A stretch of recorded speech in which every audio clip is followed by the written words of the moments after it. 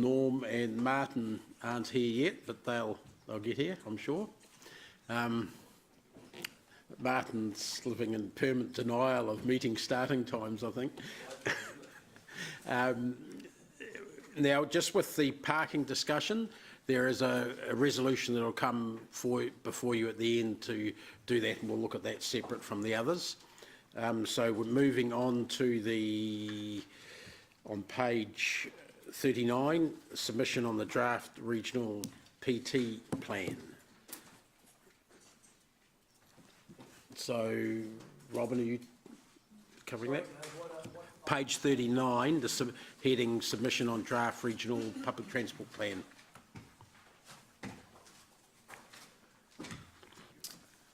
So through you, Mr Chair, basically we had brought this item before council previously, before this committee, and had approval to go away and work on the submission with councillors McPherson and Tooman, who are the representatives on the Joint Public Transport Committee. We duly did that and submitted the submission, and then I presented that at the hearings on the 1st of October. And I think the discussions went really well. So the submission was basically in support of where the regional public transport plan is going, and we really just were reiterating the fact that we needed to have really good policy under which we could hang any future opportunities for public transport, and we're just trying to ensure that there was nothing that would create any issues for us moving forward. So I'm happy to take questions. Probably the other thing is they made a mention, as we did, of the urgent need, if you like, for a mass transit plan that's going to guide future high volume routes and things like that. So, yep. So, questions, Gary first. Thanks. Thank you. Thanks. Paragraph 52 says the document sets the objectives and policies for public transport in the region. Can you, off your top of your head, remember what the objectives and policies are? There's any of them? I think probably the objective, and no, I can't. In short, the objective is around making sure that we've got a good, efficient public transport service. The policies, there are probably in the order of, I don't know, might be at least 50, 60 different policies under different key headings. So there's quite a large number in the document. And it does differentiate between public transport and private transport? Yes, yes. So what's private transport? Personal car use. Only, so because people ride their cycle, that's private. Walking and cycling are all private, yes. So public transport is, just define public transport? I know this sounds a silly question, but I just want to, because sometimes I think we think public transport means cycles and skateboards and walking. To be fair, Gary, that's why I'm asking, Dave. So I just want an answer. No, that's what I'm saying. They in the plan, the draft plan, there is stuff about promoting cycling, or at least routes for cycling and things like that. So that means that's why I just want to get a clear definition of what public transport means, because I think what most of us around here think public transport is, technically speaking, isn't public transport.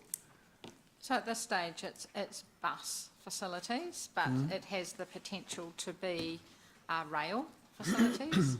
And one of the options that they're looking at in the future is also rideshare facilities. So one of the ideas that they had was in off-peak times, for example, instead of running a large bus around a network, that they would actually be able to respond to requests and be able to target routes and pick up and drop off routes with smaller vehicles. So it opens up those opportunities in the future. So they being the Waikato Regional Council?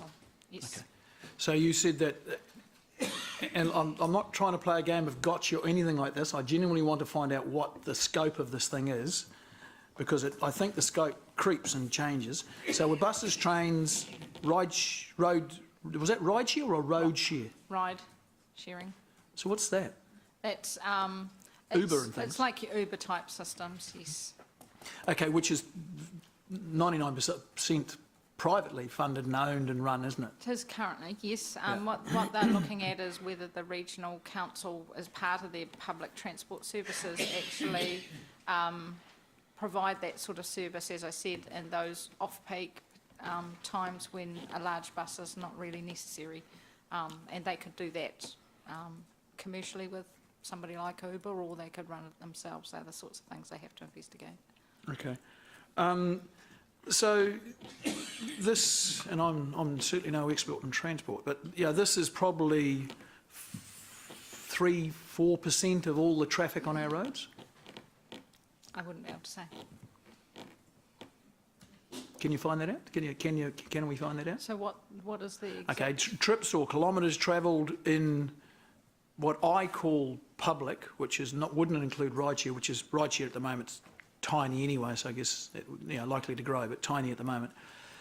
So at the moment, public transport is the people that travel on a bus. In Hamilton City? Yes, Yeah. that's currently the only public transport provision.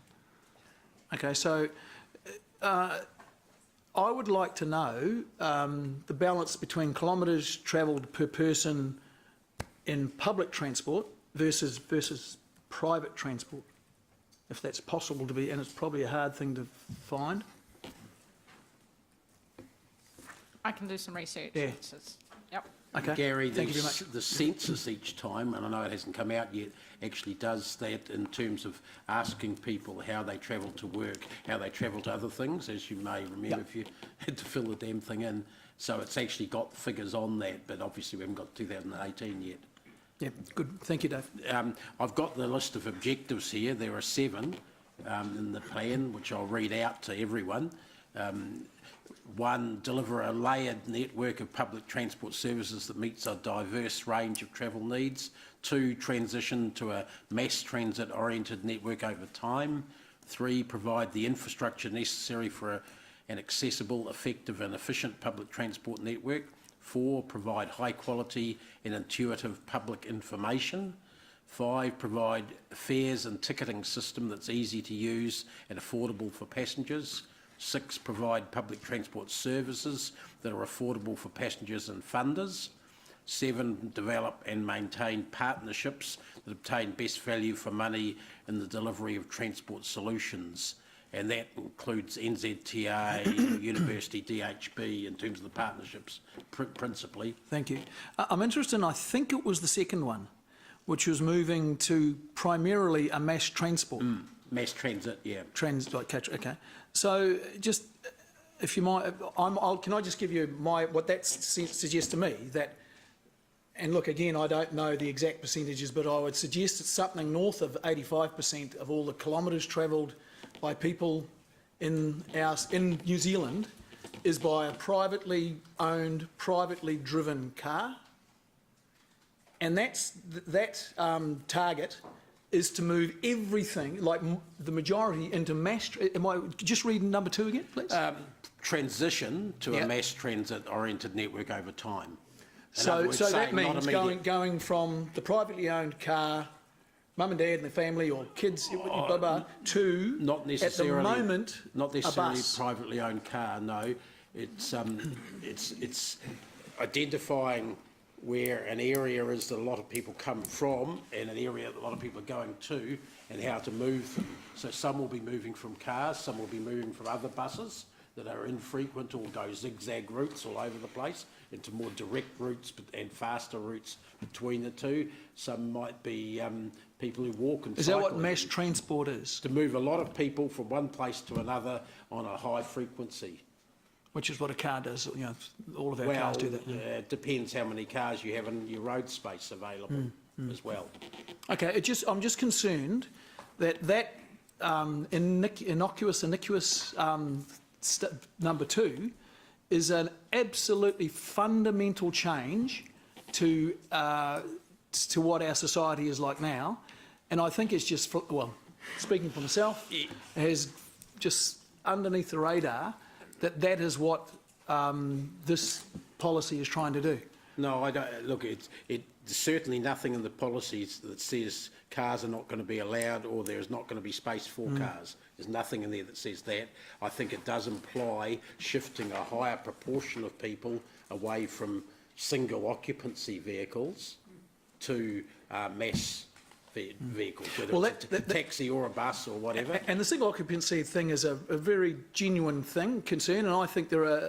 Point of order. Yep. It's not a question and it's beyond the scope. We're here just to receive the report, not delve into the policy that's already been submitted. That is a good point. I'll allow Gary one finish off question and then we'll stop the discussion. I guess it matters whether you think this is important or not, and whether that this is a very, very huge part of our funding that affects every person in the city. And if Ryan wants to shut that down, that's all good. No, I don't think Ryan's right.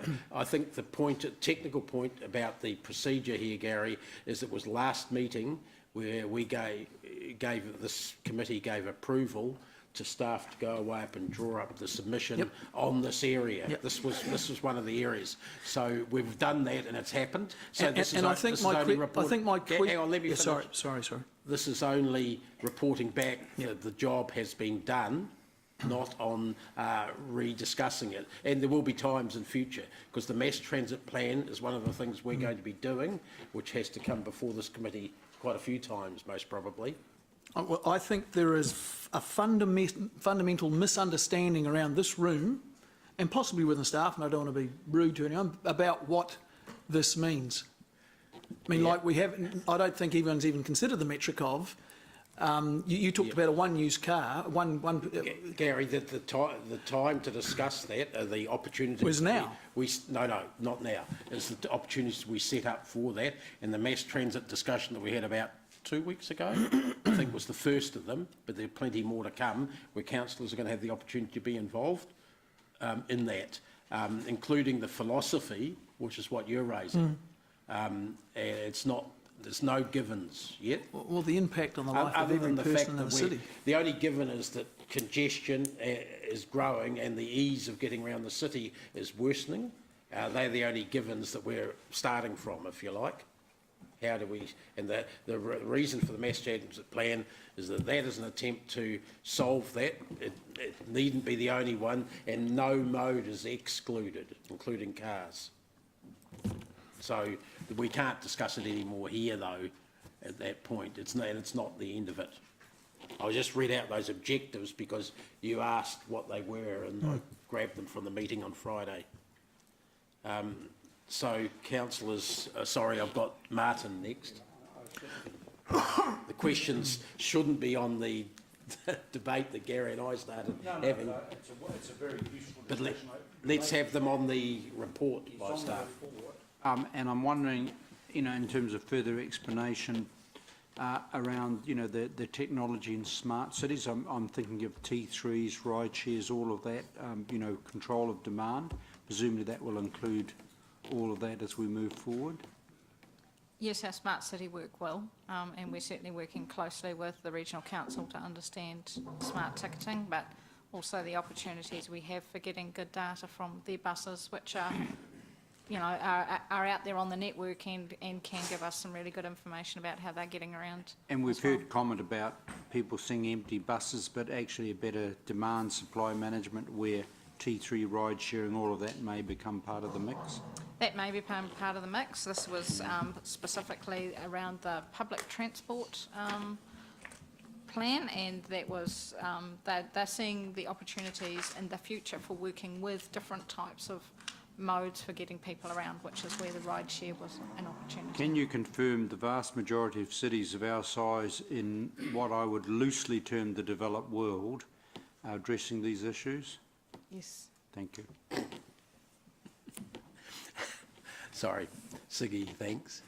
Thank you, Mr. Chair. Just one question on page 77, 3.4. You're mentioning here, well, there's no mention of the night rider. We used to have that, didn't we, in Hamilton City? Or is that still going? There still is the night rider, Siggy, but it's only on 4 key routes now. Oh, okay. And relatively limited, and they're looking at what they're calling demand response of smaller vehicles actually going more to people's places and coming from specific areas like the casino and the hospital night shift and things like that. So Okay. they're looking at it more of a sort of bespoke type operation rather than buses that weren't to some areas that were hardly used. Right, yeah. Okay, But great. it is still there Yeah. at the moment. Yeah, okay, thank you. Jeff, thanks. Yeah, look, just on the night rider thing, I've sort of raised a number of times with regional council the issue of its hours that it operates, because the hours weren't helping as far as I could see. It was actually finishing too early to clean up some of the mess in the CBD at 3 o'clock in the morning. Was there any advance on that? What's the latest on that? Well, yeah, that's why they're thinking of this demand responsive program or network, really, where you can call up a minibus to take 6 of you and your mates out to the northeastern suburbs and drop them off at their homes with a sort of a given price. It's a sort of it's more cost effective, they think. It's actually being trialled in Queenstown at the moment, and it's working quite well down there. So they're thinking of that, and that could go all hours, literally. So they're not putting an hours restriction. The problem was the cost of the night rider measured against the benefits. Yeah, I guess my only reservation would be about that is that it's presuming that people have got the presence of mind at 3 o'clock in the morning to book or to make a phone call or to book one of these things. Well, I mean, there would, yeah, and that's one of the things that we should give feedback about that, I would say. And I mean, one of the things that you could do is have certain places in the CBD or in the main entertainment localities where there is a collecting point for people who then get distributed to different suburbs. Yeah, I would agree with that, because I think the last thing people have got at 3 o'clock on a Saturday morning is presence of mind when they're spilling out of the pubs. And you know, to expect Are you people... speaking from experience there? From what I hear. So, yeah, so I just sort of feel that for anyone to be expecting them to, you know, to jack something up is just not going to work. They haven't got very far down the track on this. They've literally got one trial program being planned for the staff at the casino, which have a finish at 4 a.m. from memory. And they're looking at one with the DHB a bit further down the track, and it's focused more around employees, but they recognise the need to have it available for the public as well. You're right, yeah. Do we know if the police, mate, had any submissions on this particular issue, or if they offered anything useful, or just... Yeah, okay. They haven't, but I'm sure they would find it useful. You would have thought so, wouldn't you? Yeah. Yeah. Thank you. Okay, and I've got Paula, thank you. Thank you, Mr. Chair. Just a question on the old commercial advertising on buses that comes up every iteration of the public transport plan forever. I wasn't there to listen to the debate, but I've been contacted by a number of members of the public, and wanting to understand the rationale for allowing complete wrap of all the windows, apart from the front windows, of course, of the bus in advertising to generate revenue, as opposed to allowing it. The original policy allowed for a protection of some of the panes of the windows, so that at least the passengers had quality of service. Can I I'm understand? not aware that there's a complete encompassing there, but there was an extremely strong submission, happened to be from the parent of one of the councillors here in this room. That was quite well received, let's say, and but the change in policy was brought in by one of the regional councils over the last 2 terms. Yeah, so I'm I just don't know. wondering where it's at now, because we had representation on that. And yes, you're right, that one of the submitters was my mum, who's been following this as a best practice example across the world for many, many years. But irrespective of that, I've also been contacted by a number of other people, especially in the senior sector, who dislike looking through the mesh. And I've just wondered, because it is harder to look, you have to look directly through the mesh, you can't look at an angle you don't see. Just wondering what our view is, as we had a... Well, we didn't put it in the submission But I don't think that that's a runner to have complete coverage of the windows with that anyway. I wonder if we can get some clarity, because it may be that there was just strong political statements made from some of their members or something around that, suggesting that the policy allowed for complete wrap of the windows. We may have a view on that. We may share that view, we may not. But I do think we need to keep the Paula, customer focus the in. problem is that we can tell you what happened officially, and I don't think there's any approval for the full coverage of the windows, but the time to put as an input was last meeting, before we put in the submission. Yeah, I was and had the hearings. unaware of any of the feedback at that point until I went to Celebrating Age and spoke to a number of people. None of which were my mother, by the way, but she did also express her frustrations. I'm just wondering whether we could have had a comment about retaining some of the, or even whether it was 30%, 50% of the bus windows. I'm not talking about the side of the bus. We could have, but we didn't know. We didn't think about it, and no one brought to our attention at that time. But we can But check. it's here, we could do it here. We can check what. No, well, they've already. This is a report on what's already happened, Paula. Are we going to speak, we spoke to it as well? Yes, that's what Robin was mentioning. All right. She Oh, well, at least it's presented. alerted the councillors here that it is an We can issue. raise it when it comes back and just check what happened. So I don't think it's going to be a problem. Well, I'll ask the question and give councillors an update on what if there was a change in policy or not. Yep. Okay, can we move? Oh, sorry, Gary. Just on Paula's point, is there any accuracy to the discussion that the reason the windows are covered up is so that people can't see that the buses are empty? Of course, your but answer's going to be no. That's a great story. You should stick to it. I've never actually Thank did you. that, but you know. Okay. And councillors, I'm going to I'm thinking about a new rule, only one lot of questioning per councillor. Oh, there's some nods around the table, so be prepared. Okay, Vision Zero, that's page 40. So just carrying on from the adoption of our Vision Zero strategy for the city, I've just provided some background on the Safer Journeys, which is the road safety strategy through to 2020 and the safe system approach that it uses. And there is no change to the number of deaths that we've had on Hamilton roads since the last meeting, but I have provided some clarification on that additional one crash that was reported in the Regional Council, Regional Transport Committee report. So we still, at this stage, don't have that one coming through the formal crash analysis system, the CAS system. And happy to take any questions. Leo, thanks. Yeah, look, I don't want to put you on the spot here, Robin, but Vision Zero came into effect in 2010. Prior to that, we had the 2010 strategy, which we based on no more than 300 deaths and 4,500 injuries per annum. I noticed today that our road toll is sitting on 300 nationally, okay? And I go back to 2013, where our road toll for the whole year was 253. Which really begs the question is, has the safe systems approach really been that efficient?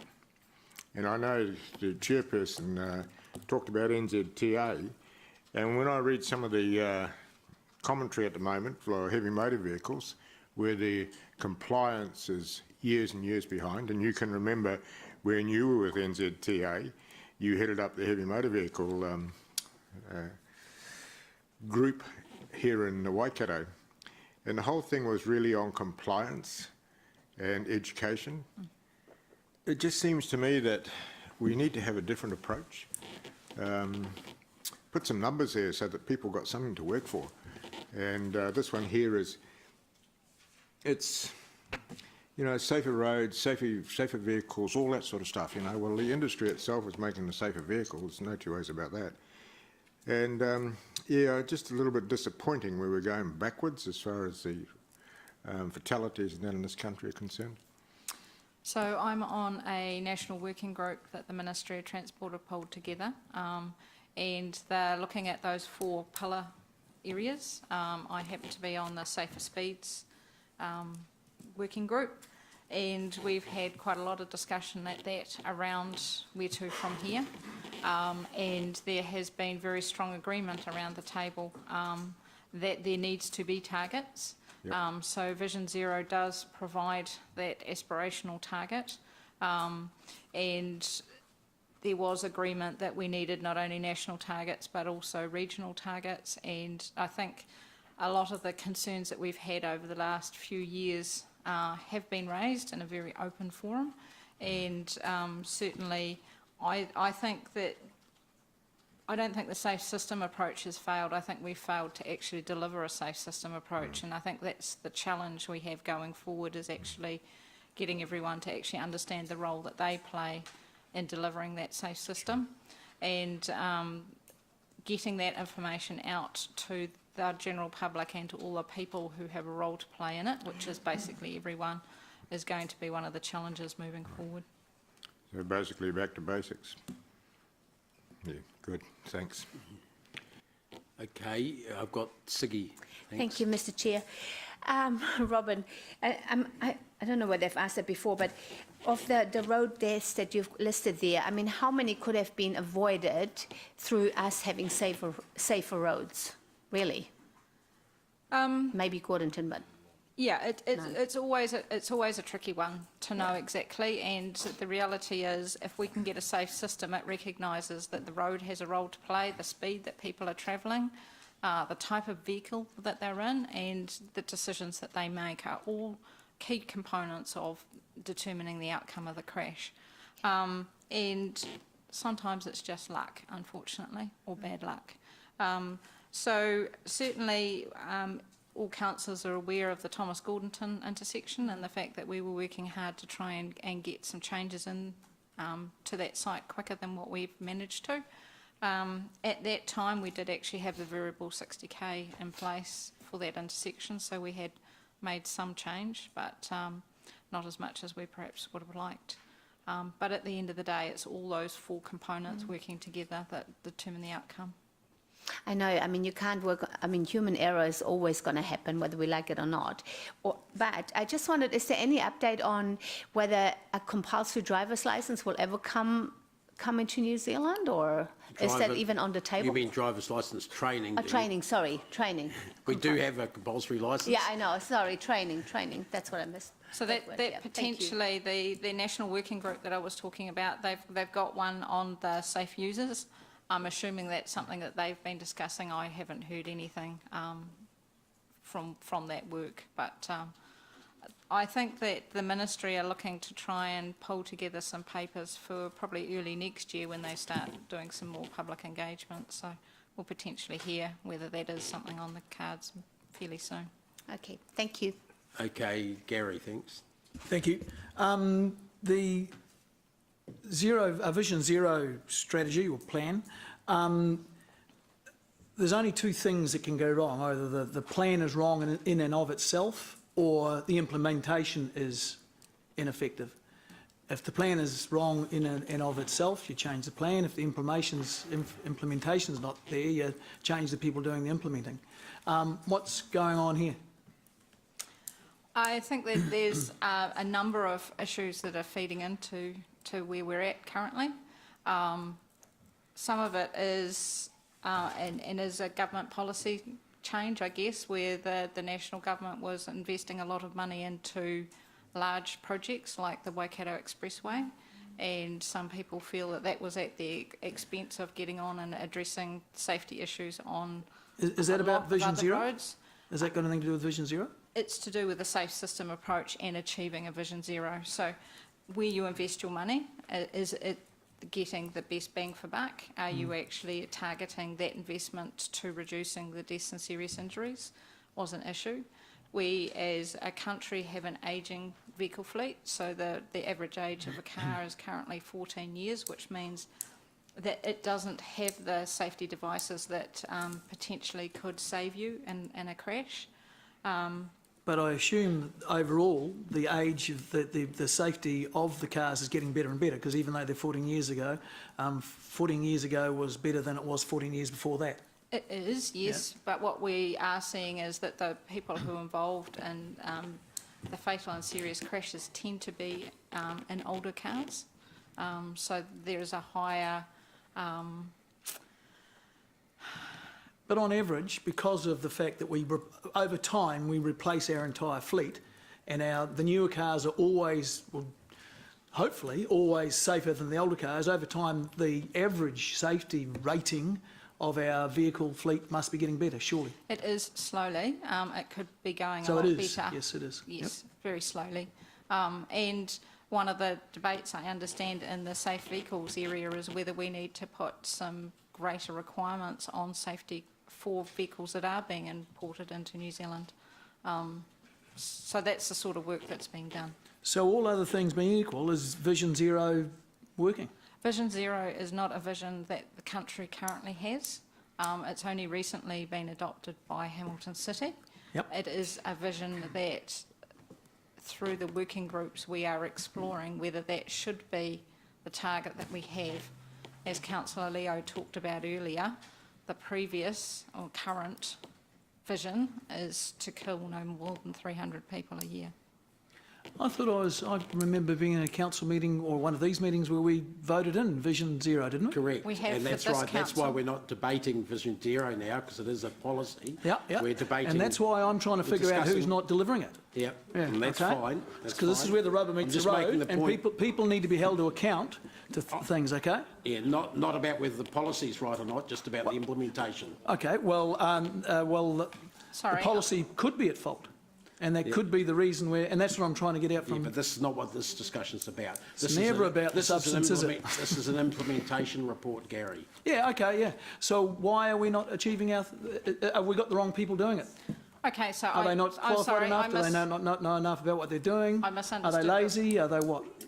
I misunderstood your question as to being a national one, so if you're talking about Hamilton City specifically. No, I'm only talking about us. Yeah. Okay, so what I would say to this is we have now got a large increase in funding for the roads and roadsides and for working with community, and that's come into effect at the 1st of July this year. We have yet to deliver a lot of that work that we hope will actually deliver the Vision Zero outcomes for Hamilton City. Thomas Gordonton's going to be the first one off the ranks, and that's a key one. It's obviously taken a bit longer than what we would have liked, but we're not going to achieve Vision Zero overnight, and it's not going to be just because we've suddenly decided that that's what we're going to achieve. And no one expects it was Vision Zero overnight. What we do expect is an implementation of the Yes. thing such that the road toll in Hamilton starts coming down. Yes. If that does not happen, what do we do? We're going to have a good hard look at that. Yes. We were Send expecting flowers to all the dead people? we were expecting a 10-year Gary, I achievement. do want to stop you there, because we, as Robin has just pointed out, we've had the budget increased in this area for the last 3 months. We, Robin said, the first project that's part of it has started. We've already reported on that in this report. There are a list of other safety-related projects in the Access Hamilton budget that came through, plus a whole lot of business as usual stuff. My point is, I'm doing what a governance person should be doing. We should be holding people to account. Gary, please, you're asking now what's going to happen if the thing doesn't work out. We haven't got to that Okay. stage yet. No, and now what I'm trying to do, I'm trying to identify the cause and effect, the way our management system works, such that someone is held to account or something is held to account. Otherwise, all we ever do is hear excuses why it didn't work. Well, Gary, there are no excuses why it didn't work, because we've Hang on. If you say that, you can Gary, never fix Gary, it. If you please say don't. there are no excuses, there must be reasons Gary, why things don't work, and I'm trying to identify those reasons. Gary, we've only had the bloody thing for 3 months, the budget to do anything about it. So it's too early to be asking about things. You can ask, I think it'd be totally legitimate to ask, why didn't we start Thomas Gordonton earlier, 3 months earlier, when we had the money from 1st of July? But beyond that, give us some specific examples about projects that should have started. I don't even know what the projects hold are. staff to account. I guess they're in our 10-year plan, but I Yeah. can't off the top of my head. Yeah, no. But it's not so much the project, it's whether or not staff are implementing and I'm comfortable that we put heaps of money in our 10-year plan for road safety. Very comfortable with that. Yep. I want to see that implemented. And I thought that Vision Zero was the process by which we found if that was working or not. Yes, but Because it's only those been things, going I'm for talking 3 about the months. safety impact of our Gary, it's thing. only been going for 3 months, but I think you do raise a good point about the heaps of projects in there, and perhaps we should, as well as reporting on deaths, we should be reporting progress on the safety-related implementation program, which isn't in here, and that's something that might help that debate. If we pull that out of our 10-year plan, list them and report against the activity in each area. Okay, my bigger point is we need to make people accountable for actions and activity and expenditure.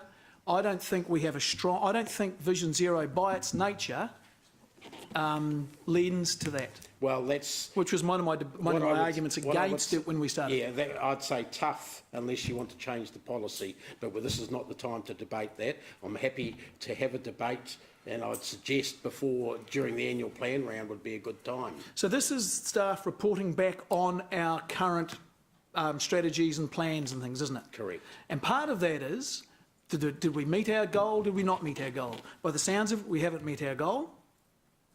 So I'm trying to find out, pardon? What makes you say that? Well, you've said that everyone was apologising for the deaths and all this sort of stuff, that we didn't, you haven't hit the goal, have you? Have we? The goal was to achieve Vision Zero in 10 years. Okay. So is our road toll dropping?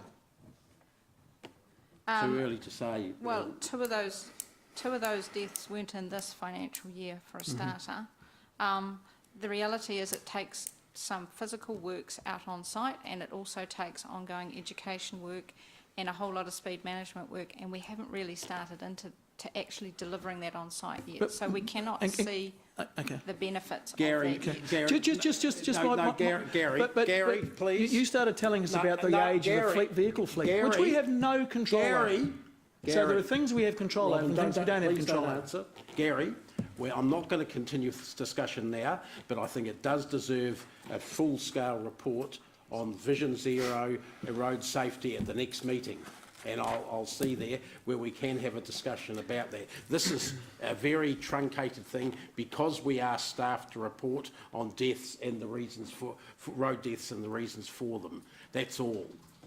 This is not the time for that, but because we don't have all the information in front of us, we'll get that and provide it to you at the very next meeting, to everyone. May I respectfully suggest that we are not doing our government expectations properly? Well, you can suggest that, and thank you for the suggestion, and we'll move on to the next item, or next questioner, sorry, which is Mark. Yeah, just after that, I don't know what to say. I don't want a debate on whether the policy is right or not. To be honest, Dave, I've forgotten my question. That was just so ridiculous. Just question was, stay I calm. think, Robin, and I think you answered it in the last thing, actually, the Vision Zero target. Can you just please make that clear for us? It was over the next 10 years, is that right? Not Correct. 0 deaths every year? Okay, Yes. cool. Other question was, the government has started making noises about Vision Zero as well? Yes, so the Safety Summit earlier this year, where the Deputy Transport Minister, Julian Genter, was at, raised the idea for feedback on whether the country should adopt Vision Zero. Yep. As part of the speed management working group that I'm on nationally, and that has representatives from a whole lot of different sectors across New Zealand, including sports people and Country Women's Institute, etc. Right. Was asked the question there also, and there was strong support for Vision Zero being adopted nationally as the target. Can you, off the top of your head, remember, I think it was at the Traffic Conference last year, there was a guy from Sweden who was talking about Vision Zero, and they'd effectively started it. Where has it worked around the world? No, sorry, we're getting into the policy discussion. Let's have that later. You know, talk about this report which relates to the road deaths in Hamilton. Okay, I'm done. Thanks. Norm, thank you.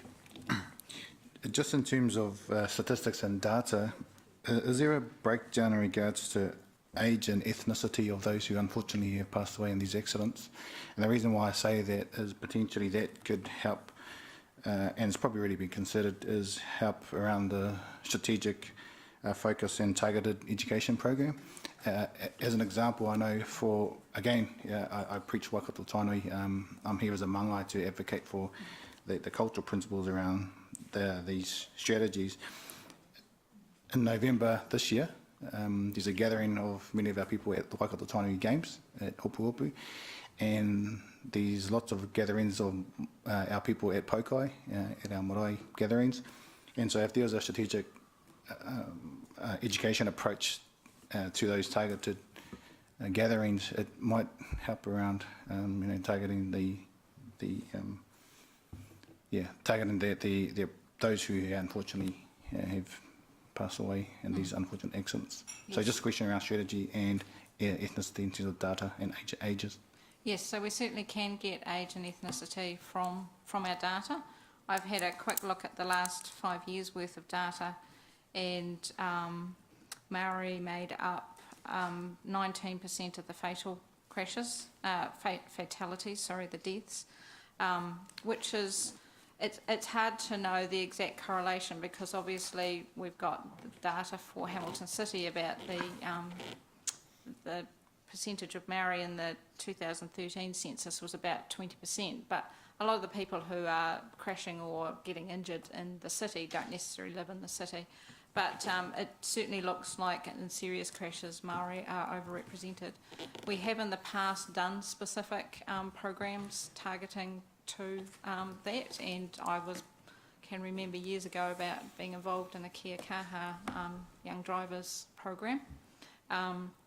And we also look at, I guess it's targeting to risk and trying to understand that, and certainly I'd be keen to work with you, because I think it's not just Hamilton City, it's actually Waikato region where we can really get the best effect by working together and looking for those unique opportunities of gatherings to actually target some of those messages. And I think that's a theme through the report that I could see, is around integration and correlation, and the notion of mahitahi working together to look after our waters, our whenua, and our people. In regard to the data, I just wanted to ask, was there an understanding of if these people are tourists or not? My understanding for these ones, no, we don't tend to have a large tourist crash problem in Hamilton City itself, but certainly the Waikato region's getting an increasing number, just because we're seeing increasing number of tourists going to the likes of Hobbiton and Waitomo Caves and those sorts of things. So there is certainly an increasing number of those crashes, but still not a high percentage.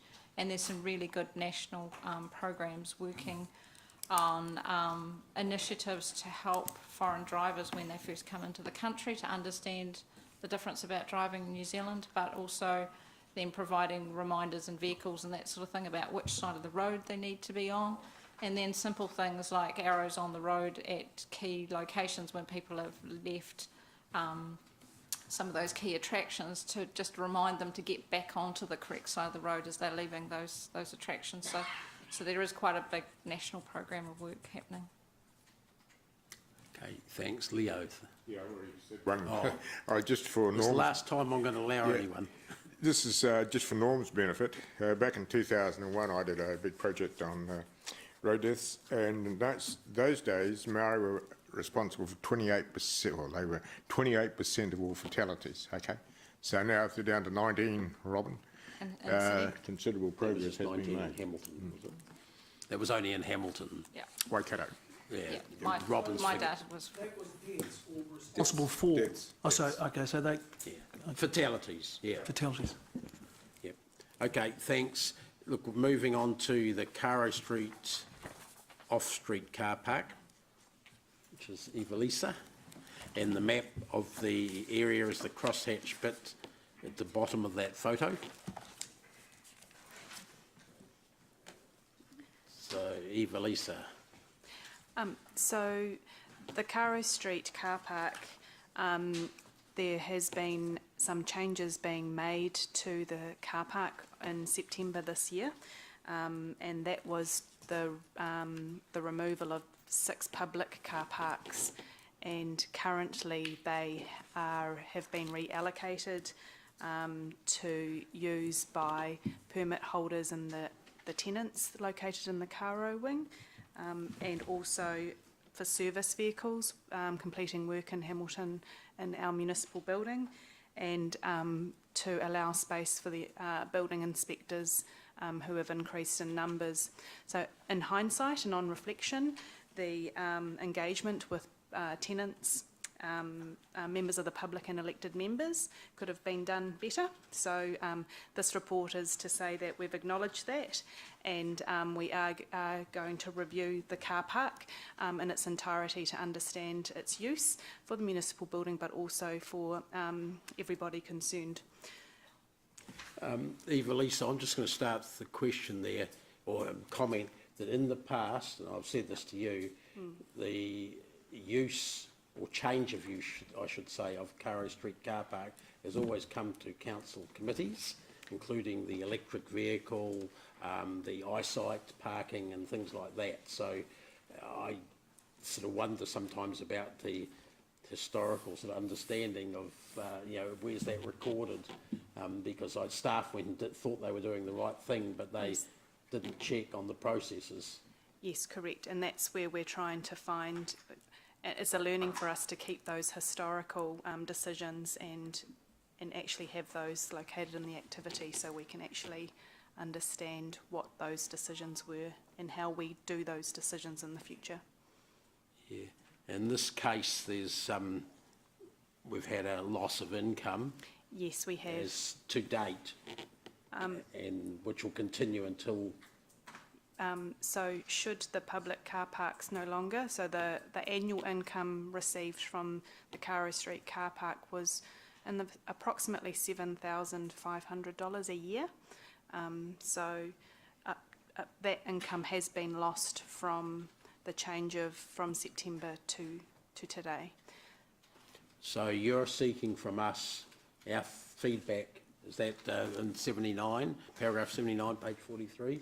You wanting Yes. feedback from us on what should happen in that area? Yes, and so that means in terms of the allocation of the car parks, and that we would formalise those through the meeting of the Regulatory and Hearings Committee to ensure compliance. So this is guidance to the staff report, if you like? Yes, because at the moment the car park was being managed in terms of payment by a pay and display machine.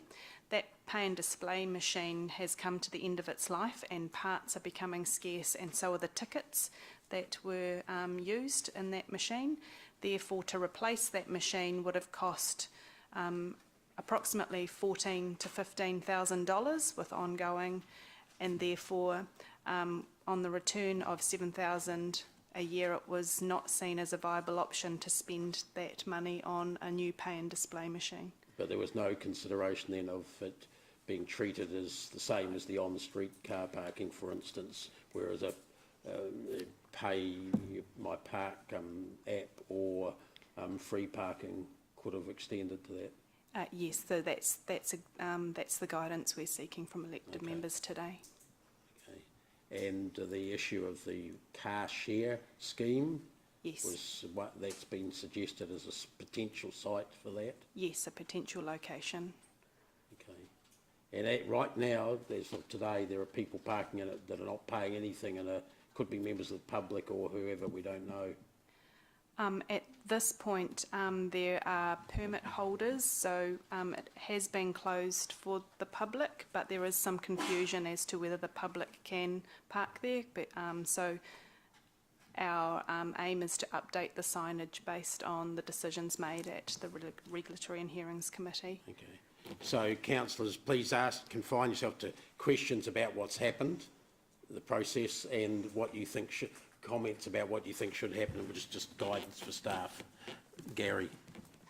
Thank you. So just to be clear, you want some guidance on the short-term allocation of parking on Karo Street?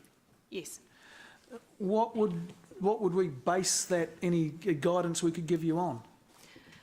So the guidance would be, would it continue to be the 6 car parks that were public spaces that had an hourly charge on them, or whether you would like to offer a 2-hour free, or whether there were any other opportunities that, or whether we didn't want to continue with them at all being public car But have staff park done any work spaces. to give us some options? I mean, So that, when I stood up for election, I didn't even know, I didn't know anything about this car park. I knew it was there, but it's not something I've done any work on. So I don't know how we can make a decision based on what we're looking at, or give you any guidance. I don't know what. so what, in terms of the short term, should elected members be comfortable that the car park remains as it stands today following the 1st of September changes? Staff will bring back options in terms of the use of that car park to the Regulatory and Hearings Committee in terms of the options. Is that correct? And so, and at a future meeting, council will be shown the options for that car park.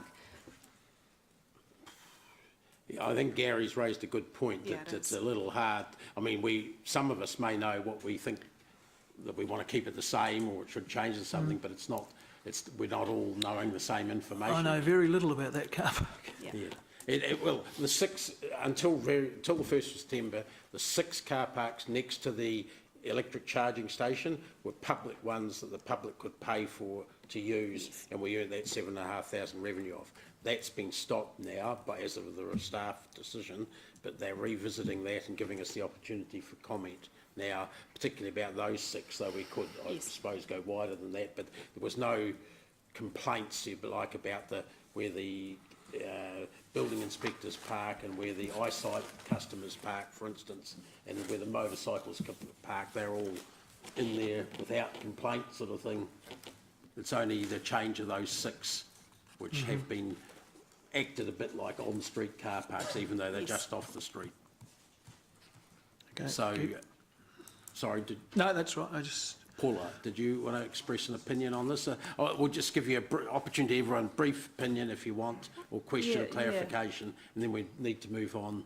Thank you. So my question was going to be slightly similar in the sense of, are you asking us for some broad scale options at the moment, some considerations to be woven into some options that you'll bring us back? Is that what you're asking? Yeah. Yes. So from my perspective, apropos of not really having understood how this got to be in this situation before, was I would like to understand what opportunities there are. I'm certainly for cycling storage, because we know that that is one area where we are already directing our attention to where we've got the space to provide secure cycling and what might be required. So that's certainly a potential for me. Also, I think given that we are likely to have an expanding electric fleet, retaining an opportunity for 1 or 2 cars to charge there seems to me realistic. And both of those are in preference to further free car spaces in any form. Sure. Also, it might be eventually with the progress that we're making with the Car share? yeah. It may be that there should be a couple of spaces for car share too. So a collection of cycling, car share, electric vehicles or any other modern approach would be my preference to consider in the next phase. Thank you. Thanks, Paula. That's very helpful. Siggy? Actually, I'm with Paula there. I was Okay, going to say the ditto. same thing. Ditto. Thank you. Jeff? Yeah, thank you. Look, just before I just make a suggestion, do we have any kind of information on the mobility car parks and how often they're all used there? Because there's 3 mobility parks out of 23 there, and I've driven past a number of times. I walked past and there's 1 car there, and I'm just wondering if we actually need 3 there. I don't know the exact usage. There will be requirements with regard to the number of mobility car parks that council needs to provide overall. I know that we've got one out on Anglesey Street, for example. Oh, yeah. What I would say is that while we have quite a few down in the underground car park, that anyone with an overhead hoist or anything like that can't actually get down to use them. So Right. it does provide a fairly unique opportunity for. Okay. Jeff did raise a good point, though, maybe inadvertently, because originally those Probably. parks were, the number of disability car parks we had there was based on partly on the tenants who were tenants in the community building, Yep. and those tenants do change every 2 or 3 years. So I've no idea what their It just seemed like quite a Needs high are. ratio to me, but I may be wrong. Look, I would, I think we might as well just convert them to 2 hours free in the CBD, those parks, for the sake of consistency. Otherwise, you know, it can be a bit confusing. That's a very high use area, in that precinct there, in terms of on-street occupancy, so that would be my suggestion. Okay, thanks. Mark? Thank you. I'm inclined to agree with Paula's great idea. I think we've got a really good opportunity there for cycle parking, and that's certainly a big hole at the moment. Okay, thank you. Yep, thanks, Mark. Leo? Yeah, do we pay for the council vehicles parked in the underground car park? For the spaces? Is it an opportunity cost? Yes, We do. In effect? in effect, in Okay, terms of well, let's say we operational get rid of costs. that and just open them up to the council vehicles in the whole area. I don't know how you're going to enforce 20 minutes free for anybody going to eyesight unless somebody stands there all the time and observing it. Use it as a council car park for council vehicles. Okay, so thanks, Rob. Mine is, the premium car spaces, they're probably located in the best place in town. My suggestion is that we should go to market and lease them out to anyone who wants to pay what is the going rate. I think that there is some wisdom in considering, and probably by the time we get to that point, we might have a decision around car share, because I think car share is going to result somewhere along the line with some other car spaces around town that currently earn us revenue, not earning us any revenue. So, you know, the rot seems to be creeping across the whole city at the moment, that eventually everything in town, every park space in town will be free. And of course that isn't the case. Okay, thank you. I think I don't think it's right to call a council policy the rot. I'm talking about the revenue rot, okay? The revenue creep that's disappearing. Thanks, everyone. Just my tuppence worth. I would agree with Paula's suggestion, except I would say that where you don't need them for cycle storage or car share or the electric vehicle, and there's no proposal they change, that they be part of the on-street 2 hours free, because they are actually quite easily enforceable, as are the parks on the street outside, for instance, or around the corner. So it's really always been used as an extension for shopper parking, that area. But I think the priority should be the car share and electric vehicles. I think we should look at cycle storage in that whole area, just like we did for motorcycles. Yes. There's some covered areas that you might have to do not very much work to have them very usable for that. That's my tuppence worth. Any others? No? Okay, we'll move on. Thank you very much. That is going to come back via the regulatory committee. Yes. There'll be a proposal put out to the public and comments and Yes. hearings on that.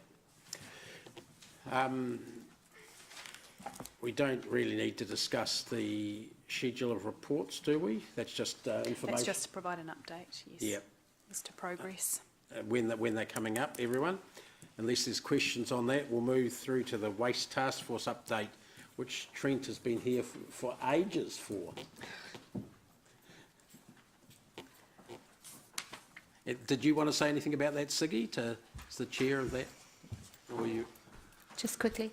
Well, now that I've become chair, I just want to say I've got some big shoes to follow, as Councillor Bunting did a great job as leading this task force before me, and I'm really looking forward to working with the staff on that, fabulous staff, I have to say, and every council is welcome to come to the task force meeting without any nagging.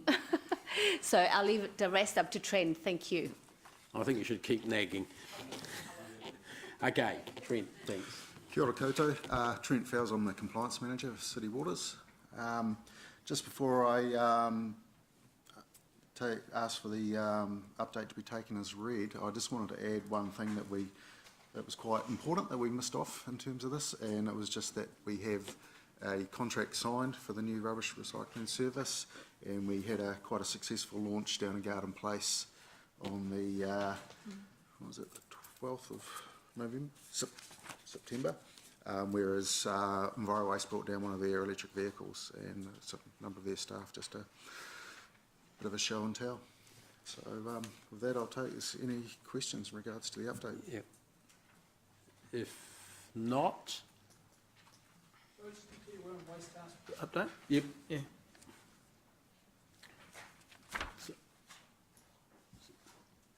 Sorry, Gary, did you? Oh, no, Trent just said something about the water. And I got a bit confused. Or No, maybe I misheard what you said. No, Yeah. Waste. that's the next one. Yeah. Okay, there isn't. Thanks very much, Trent. Annual drinking water. Are you doing that? Yes. Also like to introduce Paula Brown, who's our City Waters. Probably what I heard. And Compliance manager suddenly of we're the into City waste, and I was wondering where the two met. So I just want to introduce Paula Brown as our water compliance specialist for City Waters. Once again, I'll just take the update as being read and open to any questions. That's page 44. Are there any questions on that? If not, that's why it's in the headline, yes? I'm asking, Yep. sorry. Okay, there aren't, thanks for that. Oh, Does it? How did we score? There's not an actual score as such. It's a compliant or non-compliant against the Drinking Water Standards and the Health Act, and so we were fully compliant. but didn't we, just following Gary's point, wasn't there where you got A plus, B plus, that That sort of relates stuff? to it's a water grading. Right. So we haven't had a grading in quite a number of years. In actual fact, I was the last person to do the grading when I worked at the DHB. Oh, So it's okay. quite some time ago. 2009. Yeah, so as it stands, we had an AA grading then, and that hasn't changed. It remains that until such time that the District Health Board chooses to regrade us. Right, okay, thanks. So the key thing is on paragraph 90, last thing is confirming full compliance was achieved. Yes.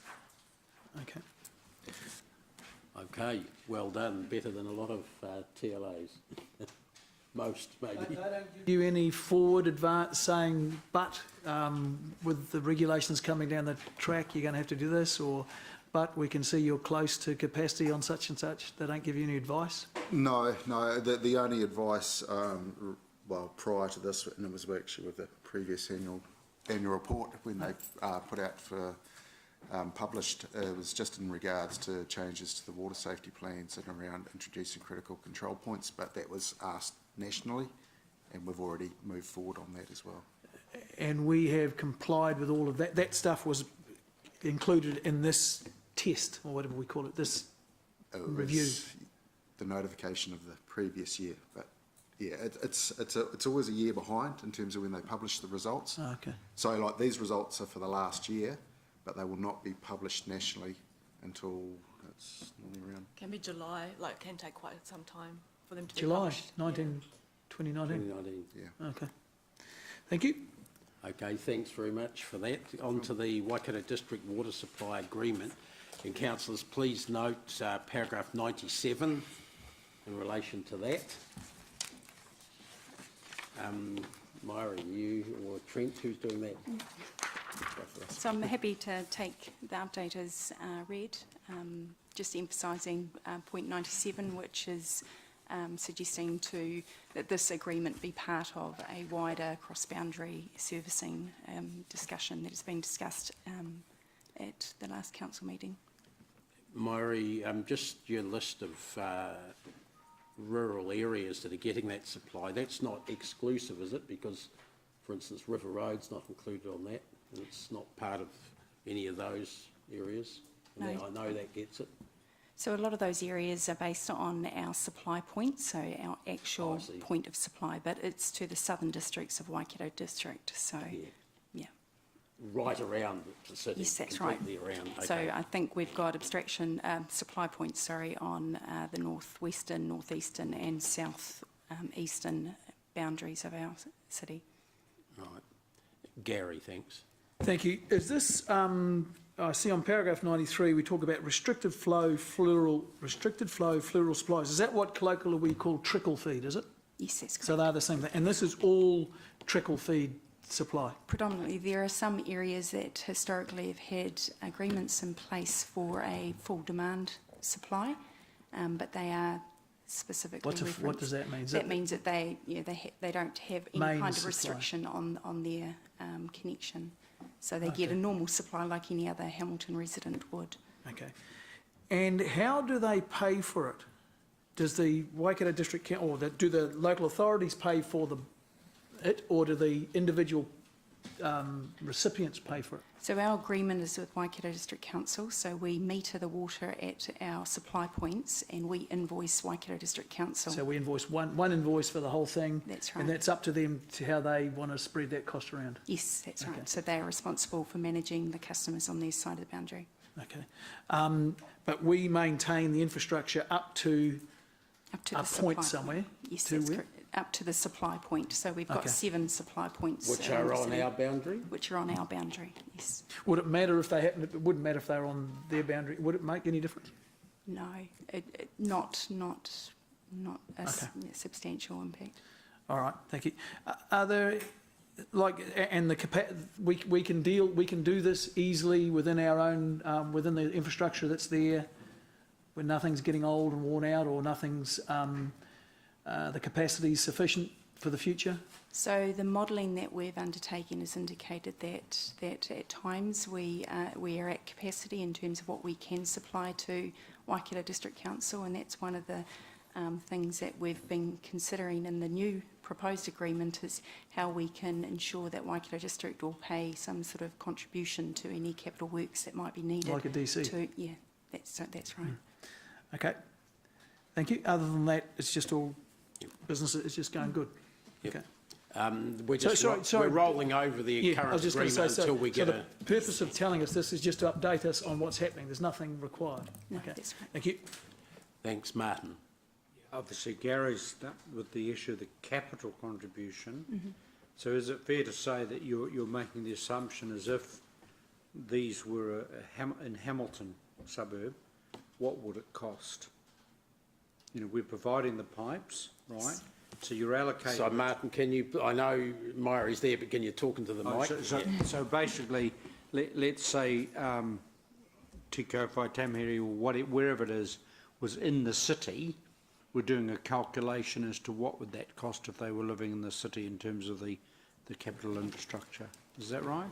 Yes, that is correct. So if they wanted to increase their the amount of water that they take through this agreement, they would need to consider or calculate the cost of any capital or network upgrade to deliver that water. And so in terms of status quo, if say there's no more volume, you're obviously still calculating the real cost, including a capital contribution to that volume. yes, so the water by metre rate takes into account the full operational cost, Sure. as well as the cost of capital investment, Right. historical capital And investment. without in any way prejudicing the cross-boundary discussions, at an officer level, how are those discussions going? They've been progressing very well. So there is a strong desire, obviously, for an agreement to be put in place, and they have been very fair and reasonable in terms of what they've requested, and the discussions have been good. Obviously, you weren't, so it's different from the library's discussion. Perhaps you can't answer that. I don't want to focus on that because they're not being held separately anymore, those discussions. Yeah, no, They're gonna be but part of the bigger picture. I guess the tenor of that discussion, is the whole of house approach on both sides. Have I got that? Yep, that's what's reported. Thank you. 97. Rob, thank you. Yeah, thank you. Just a continuation of the capital.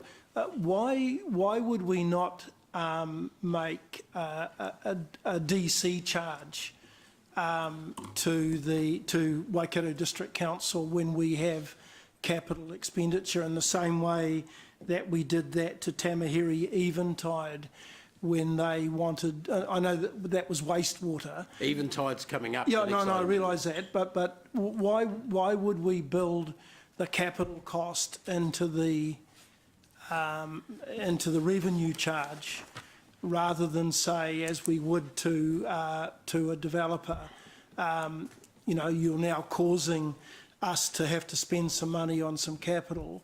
Why, you know, and here's the DC charge for that.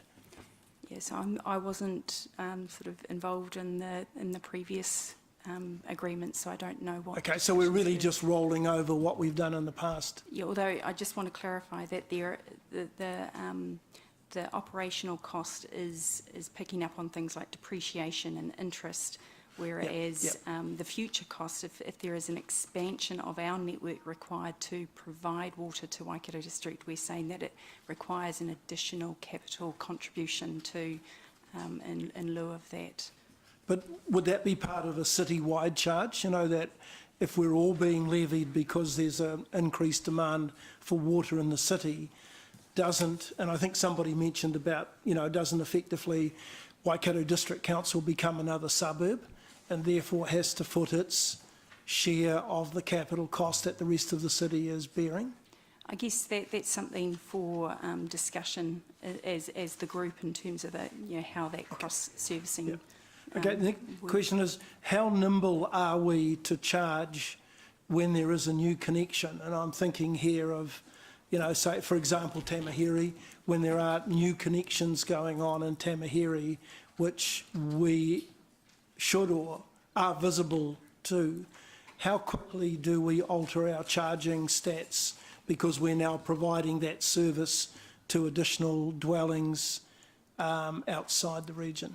So the current arrangement is that the operational costs or the charges are based on the volume that is used. So I guess that's something that group looking at the cross-boundary services could actually consider. Is there a different way or a different approach to that? Because we don't do that on our city ratepayers, do we? No. We don't charge them on volume, we charge them per connection. But we only charge Waikato District on volume as a whole.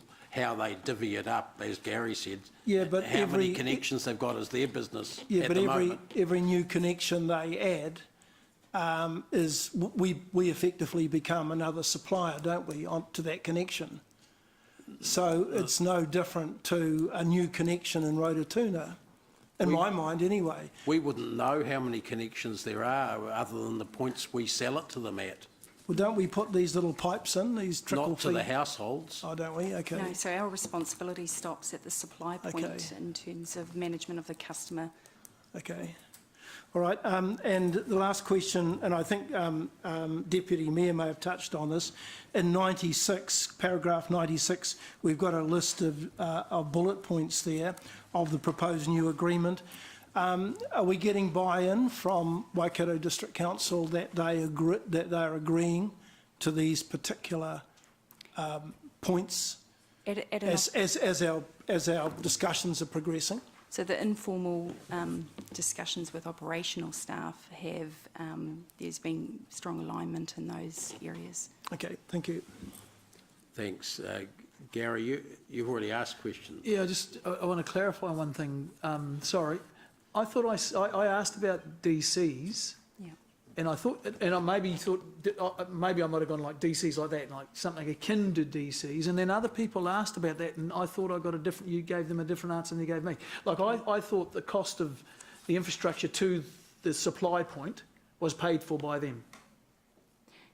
To the supply point is a combination. So we supply some of our customers of the same infrastructure. So any need to increase that infrastructure would require a capital investment from Waikato District for their share of that if it needed to be increased. Okay, and sorry. So that's what I wanted. Okay, and the other thing was. What do you want? Is this coming up for our approval again? No, Gary, 97 is the point that covers what happens next. It's forming part of that discussion that Council agreed to week and a half ago, whatever it was, about there's a list of services that we supply to them that are part of a more strategic umbrella discussion. Okay. So what will be the venue for that discussion? Blair, does Blair know the answer to that? There's a letter from the CEO or something to cover that? Yes, through the Chair, Councillor Mallett, we are in the process of finalising a letter to the Chief Executive of Waikato District Council, which will outline the various matters that we wish to discuss between our two councils, in line with the resolutions passed a couple of weeks ago. So covering everything from the Greater Hamilton matters through to the library books, community services, through to things such as waters and water infrastructure. Okay, so you're not wanting a decision from us today on this, you're just telling us what will go into that discussion? Yes. Okay, and have we already approved that to go through, have we? This is telling us the detail of what's going to be included to do with water in that discussion. But have we approved, by the sounds of it, we've discussed this at a council meeting previously, have we? Thursday, week and a half ago. Yes, so there were two resolutions. There was the council meeting 2 weeks ago. Councillor Mallett, yeah, so the resolution's from 2 weeks ago. It is, okay, so it has come, yeah. Thanks. Okay, Norm, thank you. Yep, just a quick one, Mr Chairman. In regards to your capacity modelling, noting that there's only a limited amount of water that can be supplied to the growth, has the discussion around any new agreements, does it need to be filtered through the Waikato Tainui Environmental Plan? There's a specific chapter around water supply allocation. There's a big discussion around rights and interests on water allocation at the moment. How's that been filtered through the discussion? So this agreement would be utilising existing allocations through existing resource consents. However, we do have a monthly relationship meeting with Waikato Tainui, and this is one matter that could actually be discussed at that point. Yeah. Did you want to follow that up? Yeah. I've been working on a number of freshwater models that help provide for the cultural flow of the waterway, and there's a lot of modiometers or cultural health indicators that are provided for water, a cultural health compass, and so I just wanted to know how that's referenced in the discussion around water allocation, and given the growth that's happened in and around Aotearoa, how that conversation is provided for to acknowledge growth and demand and supply and forecasting given climate change and all those other factors that provide for the holistic well-being of the water. Yep, okay. I probably can't answer that here. I don't know. Just wonder whether through our water allocation, just through our resource consent for our water take, we have certain requirements or reports that we provide to the regional council, one being a 3-yearly water allocation report. So that's identifying how we're using the water, ensuring that we're using it responsibly, and introducing water conservation measures and the like. Okay, thanks. Look, we're on to the last one here in the GM's report, and we're come back to some resolutions after that, but this, including one on this, which I'm actually going to put up on the wall on the notice board here. There it is, just so you can see. Yeah, just see. Sorry, the whole lot there. Sorry, motion 3. Just to guide you about this discussion, so that this is actually coming up for an approval from us, which is going to be encapsulated in that motion. Eva Lisa, you talk to that? This General Manager's update is just to provide information that Tamahiri Eventide Home Trust has requested or has advised staff or council that they are in their final stages of their expansion works on site. And the reason this has come through as a report is that on the 12th of August 2009, Council resolved to approve the request from Tamahiri Eventide Home to connect to our wastewater system, and that was in line with our existing policy of the time. For out of outside of the city's boundaries water and wastewater services to private properties. And so following this resolution, there was an agreement with Tamihere Eventide to accept the wastewater from this site and connect it directly into Hamilton's wastewater network to a maximum of 60 kilolitres per day. And the resolution that council resolved also provided that the resident population was less than that forecast at the time, which was 267 persons. So Tamihere have advised that due to their expansion, their wastewater connection and volumes will remain the same, but their occupancy on site will increase. And at this point, to exactly what level, the range is between 340 to 380. It's all dependent on the current expressway that's going past their property. So they just need to get to make sure that the houses are suitable for living next to a major road. And so the reason it has come to council is just to, the resolution previously was for occupancy, and this is where we're seeking approval from this committee just to maintain that the level of occupancy will increase without an impact on our wastewater network. So the resolution or motion that we have has been put up onto the board. So basically, it's enabling, the resolution enables a variation on the population of Eventide precinct, not on the, no change proposed to the volume. But technically they are in breach of the original, would be in breach of the original agreement, so we have to approve that. So if you could sort of focus your questions around that, I guess, and knowing that we're going to come to vote on this. Rob, thanks. Yeah, my question hopefully is on what you've suggested, Chair.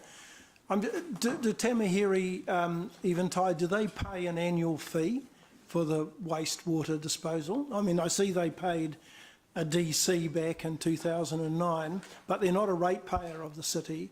So do we charge them for that wastewater disposal? So historically, in the previous agreement, there was a charging mechanism that was put in place that was based on the area of land, and that was an annual charge that they would be invoiced. However, it has not been invoiced in the past year, so that's something that we need to rectify. But the other 2009 through to 2017 we have billed. Yes, that's right. And does that reflect our cost? I mean, is it CPI adjusted and? No, it was quite a historic type arrangement, and so what's in the resolution there is to utilise our trade waste and wastewater bylaw in terms of directing the charge, which would be full recovering of costs. Okay, and that would be part of the renegotiation, and that it would be reflected of, I think when we last looked at waste disposal, particularly from hospitals and the like, there's a greater risk, isn't there, of drugs and other things that will potentially get into the waste and contaminate our water. So all of those things will be built into that renegotiation. Yes, and that's the beauty of using that existing mechanism for charging, is that it will take into account the commercial aspect of the waste as well as any domestic. And they're aware of that. They're aware that this is also part of what they've requested us to do. Yes. Thank you. Gary, thanks. So just the B meets the council should be capital C, shouldn't it? Yep. And on C, and it may overlap with what Rob said, but it's just very simply, why do we care how many people are out there if so long as they're under 200, I beg your pardon, whatever it is, 60. But that's the whole point of it, Gary. So there's a Kaming 60,000 litres per day, yeah? The previous resolution did care, and the staff are saying to us, why should we care as long as the volume's okay? Yeah, okay, so why do we, and I don't mean to be rude to anyone, why do we overcomplicate the resolution? Why don't we just say approves the request from Tamaheri Eventide Trust to receive something 60,000 litres per day? Is this all the stuff about the number of people in there going up is irrelevant, isn't it, or not? It's If relevant, it is, it might be relevant for some reason, but I don't think it is. Staff felt that they couldn't accept, under the terms of the existing agreement, they came to us and Jeff and I and said they couldn't, off their own bat, approve a request from Eventide, knowing that it was going to breach the number of people that was in the 2009 agreement. So they've come to us to try and get rid of that part of it. Okay, Jen, if you're listening to this, this is a great example of using a proxy for the actual thing you're measuring. The thing we're actually measuring is the sewage, is the thing. Yeah, but that's And what they're suggesting to us. Yeah. But I'm trying to make this really clear and understandable. Does it need to have any reference to the number of people in the old folks' home? Well, I think what they're trying to do is remove that aspect from the old agreement. So they're being specific about it being there and not mattering. And it's perhaps slightly convoluted language, Gary, but I don't think it's wrong in terms of what they're asking. Because I read that and think, okay, maybe there is some level of people on that site that might trigger that they have to spend more money, or no, we can't take your water, your sewage. But in actual fact, the only thing that triggers we can't take your sewage is if they go above 60,000 a day. Yes. Is that right? Okay. Thank you. Sort of. It ends in the same place you're talking about. Yes. Exactly. Twice as many words. Yep. Trying to consider. Okay. So councillors, we're going to go back to the resolutions, which Amy's going to put up one at a time on the GM's report, which starts on, gosh, what page? Starts on page 33, is it? Yep. No? Yep. Yes, 33, yep. And so we'll just start with the first one. A, that the committee received the report. I've moved, Jeff seconded. Those in favour, against, carried. Let's got that one out of the road. Did you want to speak on that? No, I'm against the free bus. Gary, that's what I've been saying. A is all we're doing. Just Oh, then. sorry. You're against receiving the report? No. You can't be. You've spoke on it more than anyone else. Okay, now we're going to go into the individual aspects that needed extra attention. And we've got, I'm just getting Amy to put them up separate from anything else. So what you see up there is all we're going to be voting on, at one at a time, right? So, request the Regional Council Finance Committee consider funding a business case for the implementation of a free youth that's under 18 years concession fare for bus services in Hamilton City. So I'm moving that from the chair, seconded by Jeff. That's open for discussion now.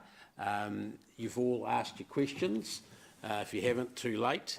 I'm going to introduce the motion by saying that it is not possible going into the future for us to build our way out of congestion. That's a bit of a trite phrase that the General Manager Chris often uses, but it is true when you look at the cost of providing roading in the city. It's by far the most expensive infrastructure we've got in the city. We have been lucky to date that our major roading projects haven't involved bowling any houses, but I defy anyone to look at where we could widen roads or put new roads in going forward into the future that didn't involve bowling houses and spending multi-million dollars amounts. If we're to change what's going to happen in the future, we have to look at doing things differently. One of the things is to improve access to and ease of use of public transport is not the only thing. We want people walking. We want people, when they have a car in their household, to have 2, 3, 4 or 5 people in the car if they are using the car. At the moment, we've got just over 1 person per car average using the city. It's not efficient, it's expensive, it takes up a lot of road space, and going forward into the future, it simply can't last. So that is one of the reasons we're looking at this. We're all aware anecdotally, and measurements by our staff have shown, it's scientifically as well, that congestion is worse when we have school time in. During school holidays, a lot easier to get around.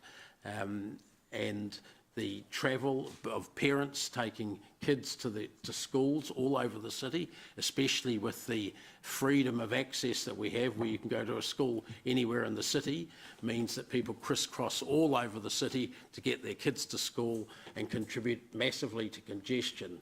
This was an attempt to look at where the biggest problems are and see what we could do to mitigate some of that. Not to remove the ability, if someone still wants to take their kid to school in their car, but to make it a lot easier for kids to take buses to schools. This will enable kids to go cheaper. It will enable more routes to the schools and more buses to schools as well. It'll also help create a better culture, a better acceptance of bus travel, of public transport, which is something Gary's quite right when he says there's not many people that like using buses at the moment. It's not a thing that New Zealanders do much of.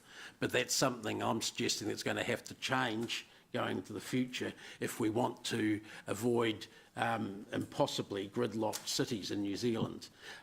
In Auckland, they finally decided, after decades of doing nothing about it and having political arguments, that they needed to get their train system working about 12, 15 years ago. Now it's growing about 15% year on year, and they don't have trains big enough, they don't have enough train stations, which is probably a good problem to have, because imagine if those hundreds of thousands of people per week that were using the trains were actually in cars trying to get to work on the motorway and on all the other major roads. But they're still a long way behind in Auckland. We don't want to end up in that situation. We're facing not just travel actually in Hamilton, but people coming to and from Hamilton each day. We service an area, by last measurement, of covering 295,000 population. That's the immediate commuting distance of Hamilton. Our city is not 172,000, it's 295,000 when we're doing transport.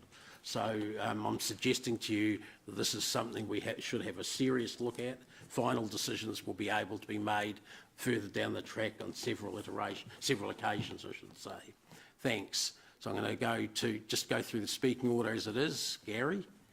Thank you. And the reason that the roading infrastructure is the most expensive is because it's probably the most used part of infrastructure within the city. So there's no inequality or unbalance there in my view. When you start subsidising things, you invariably upset the proper market. And Dave may or may not have much respect for a free market, but I have a lot of respect for free markets. That's people making decisions based on spending their own money, their own time, their own resources to do something, whether it's buying something or travelling somewhere. So there's a big risk of that. Thirdly, I don't know where you got the figure about most of our car trips are one people, and I know just for a fact, over one, I said. Okay, just over one. I mean, what you're doing here is, I don't know, most of us here, well, a lot of us here have got kids, and every second car trip is taking kids to school, kids to cricket games, and then going to work after that. So there's 2 or 3 uses on those things. And as I talked about before, the private car owner never goes on strike.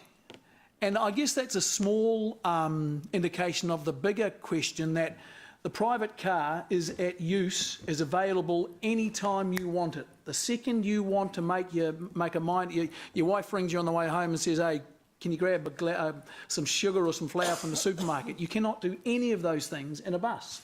So that's the problem you're trying to do is you're trying to drive people out of a form of transport that is unbelievably, hugely loaded with utility for people, forcing them onto something that has way less utility. That's why people voluntarily make the decision to spend a hell of a lot of money to buy a car, a hell of a lot of money to maintain and fuel it, and a hell of a lot of time in congestion on odd occasions. And I think we do overstate the congestion issue a wee bit, but I'm not going to acknowledge that, you know, at from 5 till 5:45 most evenings you've got to spend a bit of time getting across the bridges and things like that. But clearly most Hamiltonians, by definition, because this is what they do, and their own free choice, they decide to spend 15 minutes in a jammed up bit of road because they prefer getting to school or getting home or going to the supermarket or going to the gym at the time they want, when they want it. And the other thing, and I just don't think, and there's a discussion in the PIC that we're going to be talking about today, which I won't talk about at all. But there are innovations coming in the private car stroke Uber field, which I think are going to address a heck of a lot of these things. And I bet you bottom dollar that as soon as these things come about, that car ownership will start to drop over time, and certainly mass transport. And by mass transport, I mean transport that doesn't get you from exactly where you want to leave, at exactly the time you want to leave, to exactly the place you want to get, at exactly the time you want to get. That's what you're up against in terms of trying to force people onto buses. So I think this is wrong for a number of reasons, and we'll be voting against it. Thank you. Thanks, Gary. Jeff, thank you. Thank you, Mr Chair. I'll be supporting the motion. I think there's merit behind this idea. I'm not saying we should definitely do it, but there's definitely merit in having a look at it and getting the regional council to do some work on it. School traffic is a real issue, and there is a significant difference. We notice it, when you're driving into town during the school term and the school holidays, and I've seen figures that our staff have provided which show that it's not overstated. The impact on a number of intersections in the city is especially in the morning peak, it is a real impact, a real difference. And the reasons for it are complex. Times have changed. When I went to school, my parents bought a house 100 metres from Hillcrest High, and that's where I went, and there was never any second guess. These days, we're different. There's perhaps less confidence in the education system. We're driving our kids in a sort of crisscross pattern all over the city, across bridges. There's less confidence in traffic safety. Parents are less likely to let their kids bike at the moment. There's more cars on the road year after year. So all these things are factors there. And so, I don't think it can be denied. And I think we need to see what we can do about it. So the question is, will making buses free for under 18s make a difference? Will it solve this? Well, certainly it will make some difference. We don't know how much difference yet. That's something that we just don't really know. How many cars will it take off the road? Will it be worth the investment? We don't know, and that's why we need somebody to do some work on this. Waikato Regional Council, we need them to put together a report, a business case, and see if this is a viable proposal. There's a number of really promising initiatives that the Regional Council's working on in PT at the moment. There's the Smart Card in April. I was also impressed to see they're looking at a daily cap and a weekly cap for how much you spend on the bus, and I think that'll make a significant difference. And I think this under 18 initiative could be another one, but it needs work, and I'll certainly support this recommendation. Thank you. Thank you. Paula. Thank you, Mr Chair. I'm happy to give this a tentative amount of support going forward at the moment. It does say consider, and they may have some information that will lead them not to doing the business case. We don't know that yet, but yes, let's move in that direction. My concerns remain about whether this is the most cost-effective or even most effective measure of effective intervention to bring down congestion. I've been a great fan for some time around the identified needs for priority lanes and other priority measures for buses to get the bus fleet moving faster than the vehicle at congestion time, and I think that's been well recognised. I have got actually a little bit more sympathy for the case that we haven't talked much about today, which is around those on with disabilities, on disability benefits and those sort of things, because they don't always have someone else readily available to deliver them here, there and everywhere and pick up yoghurt on the way home. They have to rely on the public transport system and are often financially disadvantaged relative to other members of the community. For this to be a go in the next phase, I would be looking at its cost neutrality, at least, how we can fund it, because otherwise I'll be asking, if we had $1, where would it best be spent? Because we all want the same thing, which is to reduce congestion on the road. We've talked about other measures for a long time, and none of them have been tried as well. Even though we have promoted them, we've never been able to quite get there, and that's things like flexible start times to the day, so not all schools are finishing and starting exactly at the same time down the same congested corridor. And I think we could do a lot more work continue with the Ministry of Education, although they have, as we all know, been historically a little bit difficult around this topic. So that's where I'll leave it at the moment. I think, yes, you know, let's consider whether there's enough in this for a business case to go forward, and I'd imagine Waikato Regional Council will weigh that up. I'm really looking forward to the discussion on some fair subsidy for those with disabilities, because they are our real transport disadvantaged in the community. This is more to do with congestion. But open-minded at this point in time to see if the business case shows that this can actually reduce congestion. So I think Martin thinks.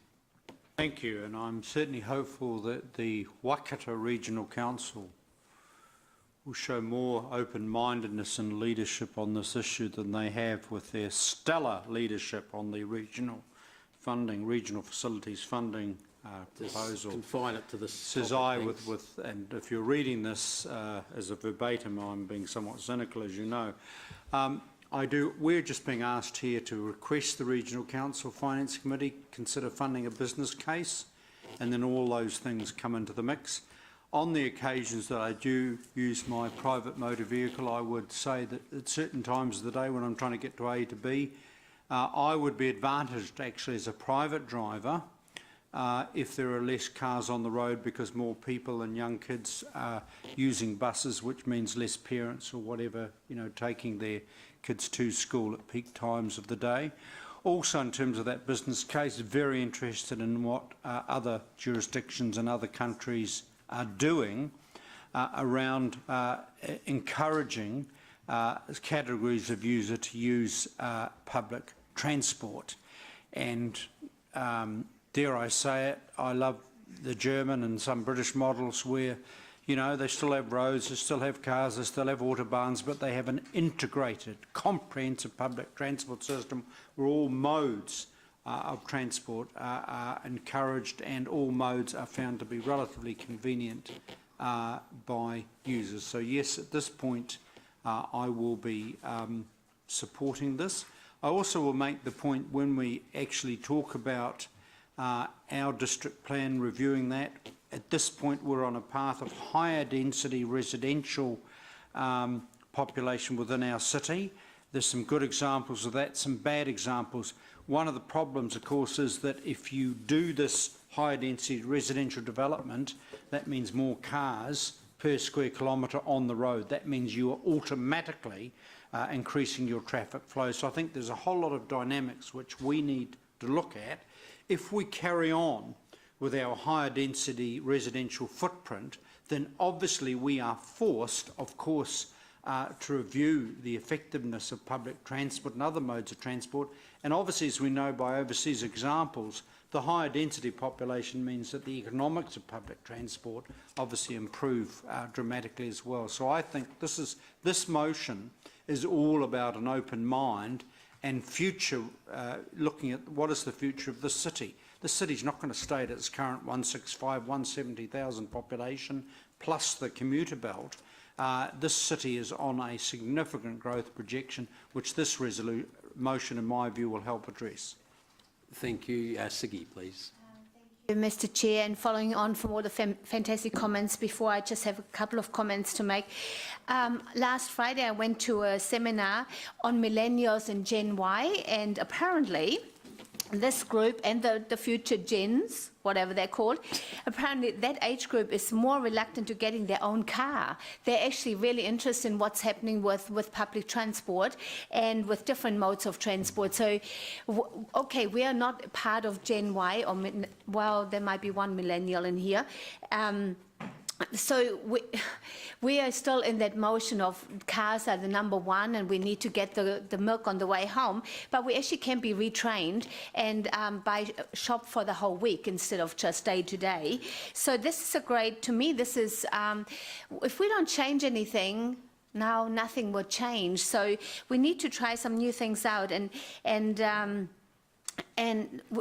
this is a great model to start training the newer generation of using public transport, and for the parents to feel safe that they can send their children on these buses with no problems. And of course, there's a cost to anything new, but if we don't do this, we will end up like Auckland. And I just. Hamilton is far too nice. We don't want to be a second Auckland. Thank you. Thank you. Ryan, please. Thanks, Chair. I'll try and be brief. I feel the oxygen's getting a bit light in here. Buses. They're not the answer in and of themselves, but we've got to explore other options because the congestion is getting worse. And whether this goes ahead or not, potentially it starts the conversation, and we can look at ways or other ways that we can be innovative around the issue, and it touches on our next motion, I think, as well, in terms of raising the funds. I too am a fan of free markets to some extent, and nothing will stop a good free market initiative coming in anyway, as has happened with Uber and the taxi industry, and that may still happen, but it could be 7 years away before that becomes viable. In the meantime, we've got a responsibility of stewardship to use what's in our hands and to make the best of that. We don't even make the decision here.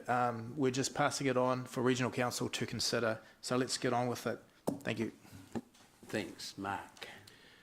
Thanks, Dave. Look, we're growing, and it's not going to change soon. We need to think differently. We need to turn and face the challenges that a growing city presents and get things moving. We need to open our eyes and actually see that the congestion is already here in our beautiful city. It's here, and we've got to get the city moving before it turns. Let me make the situation very clear. We're growing. We may grow up, we may grow out, but we're growing, and it's been the issue that this particular council has had to deal with.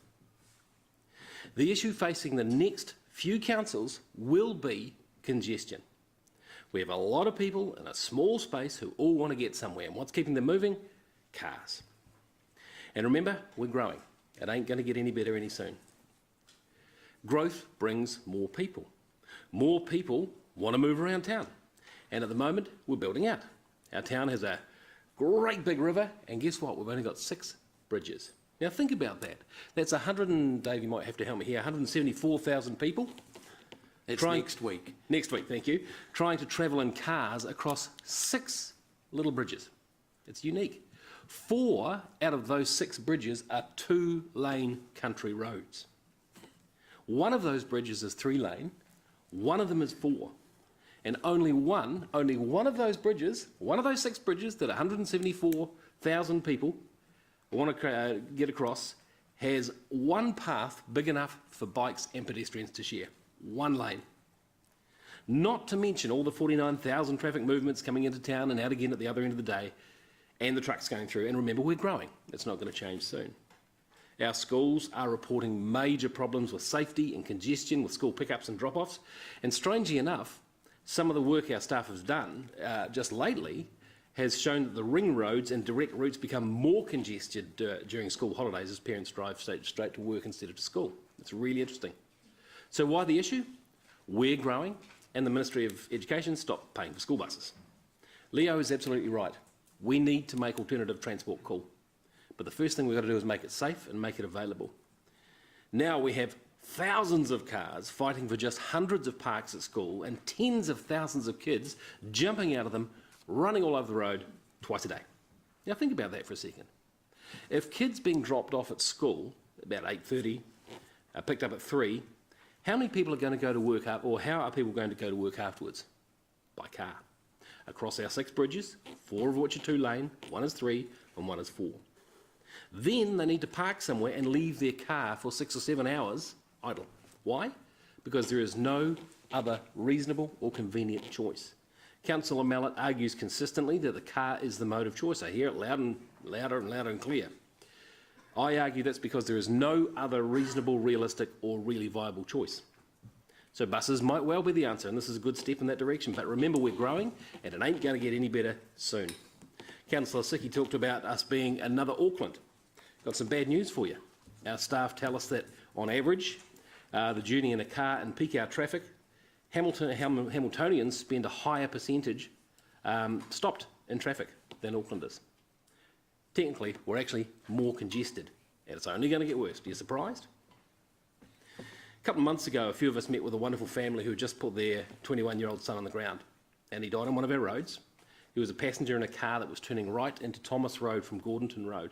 He wasn't even driving. Had that car turned right just a tantalisingly 4 months later, he would still be here. Staff's hearts, my heart, everyone's heart breaks for that family every day. Actually, they live in my street. Every day I drove past thinking, what could I have done differently? Could we have done anything better? Yeah. The only conclusion is that we as a group didn't think hard enough. That piece of road is a rural road in a city. And it's getting done now with the best efforts of our staff, and I congratulate them from the bottom of my heart. But our rapid growth has overtaken our transport infrastructure and we need to catch up. So what do? Do you build more bridges? Do you build wider roads? You can't. 1, we can't afford it, and 2, there's no room without bowling houses, as Dave says. And remember, we're growing. It's not going to get any better soon. So just finally, you've got to do something different. You've got to think differently. You've got to look around the world. You put up your ideas. You talk about bikes. You talk about flying taxis. You talk about scooters, motor scooters, Onzo bikes, Lime scooters, Uber, water taxis, car share initiatives, bike paths. You read. You discuss your ideas. But the problem with that at the moment is you put up an idea like that, and I guarantee it'll be on councillors' Facebook pages getting shot to bits tonight. But where's your solution, councillors? We have central government looking for opportunities to spend money on making our roads safer. Just about finished, Dave, thanks. They want to build cycleways. They want to spend money on public transport. I'm putting my hand up and saying, I'll have some of that lovely lolly for my town. Thank you very much. Access Hamilton meetings, small advertisement, every 2 weeks. It's an open invitation. So, councillors, get in there. We need to think about this. It is a big issue. Thanks, Mark. James, please. Yeah, I'll be a little bit shorter. Look, we're trying to encourage alternative ways to transport, bus, walking, cycling. However, we're also trying to promote free parking in the CBD to encourage cars in the city, so we're sending out quite a confused message there, I think. In regards to our cycle use promotion in the city, Dunedin just spent $8 million on CBD cycleways, separating cyclists from traffic, and I had a discussion with a Dunedin councillor on the weekend, and he said it's been a ultimate failure. And not only have the cycleways not been increasing in use, it's actually just caused more frustration with road users. So they're actually looking at alternatives again. Look, New Zealand's spending over $350 million on cycleway work around New Zealand in the next 3 years to try and make things safer. And they expect that increase to increase cycle use of up to 30% by 2021. And that's up to 10 million trips a year, New Zealand-wide, on bikes. If you work that out roughly, that's 27,000 trips per day throughout New Zealand out of a population of 4.5 million. That means there's about 4.473 million New Zealanders not using bikes. Thank you. I'm not sure what that had to do with the motion, because there's all sorts. Buses. All sorts. Thank you. Okay, that was cycles, but never mind. Look, I'm going to wrap up then, the right of reply. This motion doesn't drive people out of cars, nor does it force people into buses. It somewhat, in a small way, levels the playing field to make the option more even for people, make it safer, cheaper, more enticing for young people who can take the bus to school. Nearly all schools are on bus routes, certainly all the high schools in the city. That is why there is an opportunity, which we shouldn't ignore, to make a sea change. If we're not prepared to make sea changes and just tinker with things, we're not going to change things quickly enough. We are growing faster, actually, than anywhere else in terms of the central Waikato region. We need to be bold and innovative. If not this, as Councillor Mark said, what? What are you going to do to make sure we're not gridlocked in 5 years' time or 10 years' time? Congestion in Hamilton is very high. It's only Auckland is higher, according to the scientific figures that are available from our staff. And at some times of the day, Hamilton is higher, worse than Auckland. Mark's given you some figures of that. As far as car drivers never going on strike, as Gary was saying that, I was reading an article from the first week of this month, the 5th of October, which talked about a nationwide petrol strike being organised by car drivers. In actual fact, it is happening. So that maybe on that day, everyone will have to use the buses because that'll be the only thing going, Gary. As far as Uber and things like that, go, good points made about that, and the answer is not going to be buses alone or cycles alone or cars alone. There'll be car sharing, ride sharing, Uber type taxis, there'll be air taxis. There's a whole lot of different modes. You look at the future and I think you can see that there'll be no one answer. There'll be a package of answers, and the more of that package we can provide in Hamilton, the better. At the moment, however, car ownership, I should say, is growing in Hamilton at more than twice the rate of our population growth, and that's the fastest in New Zealand. Look at the stats there. What's going to happen in the future if we don't intercept some of that need for cars? And this is what we're talking about, providing an opportunity that can intercept some of the need for cars, not all of the need, some of the need. And I think if we don't start doing that, we're missing an opportunity. We're not doing our job, our strategic job, as elected representatives of this city. So that's all I'll say there. We're going to go to the vote on the board here. So if councillors can go to that, and Norm, thanks. So Norm, under the voting pull-down menu, cool. So if you'd like to vote now for or against that resolution, thanks. The motion is carried, 10 for, 2 against. Thank you. Okay. Now we're going to be quicker on all the rest of them.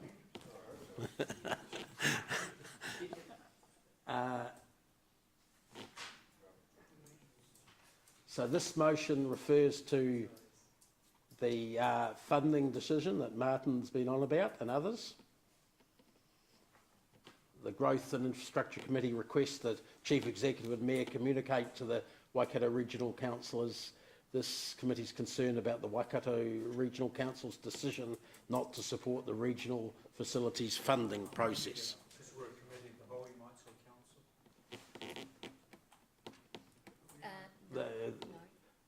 We can only legally do the committee.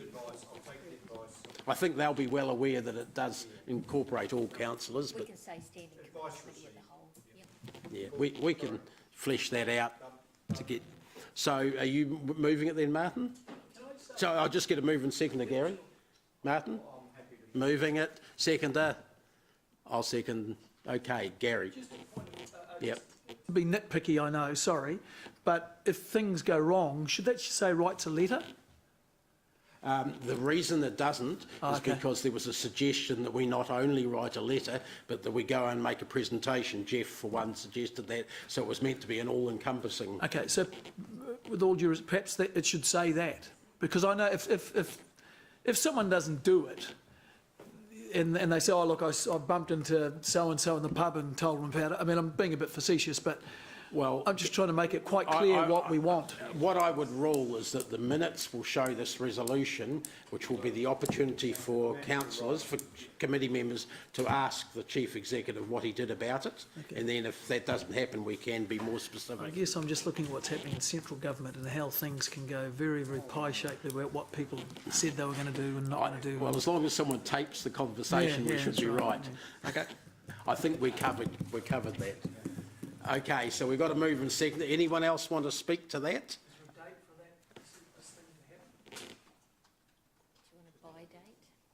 Communicate to this month?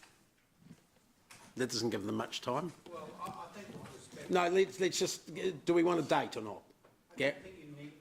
as a move of the motion, I don't think you need a timeline, and it'll come up in matters arising. It's obvious by next meeting whether it's been done or not. So that's effectively a 6 Well, week then if time. you say and report back to the next one of these meetings. All right, we've got all right, fine. Yeah, we'll add that, but let's not try and do these resolutions by committee, please. But we'll add that.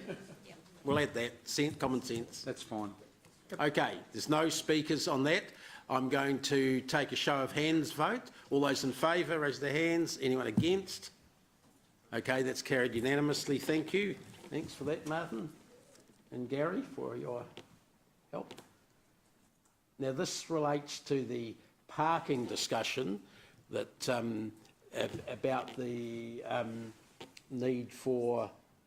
It's the committee requests staff prepare principles for a parking management plan to be presented to this committee by April next year, noting those 4 areas, which include the whole of city approach to parking, the CBD fringe revenue, which we talked about, the potential for that, the progress coming back to the committee as part of Access Hamilton, and the recommendations considered during the annual plan next year.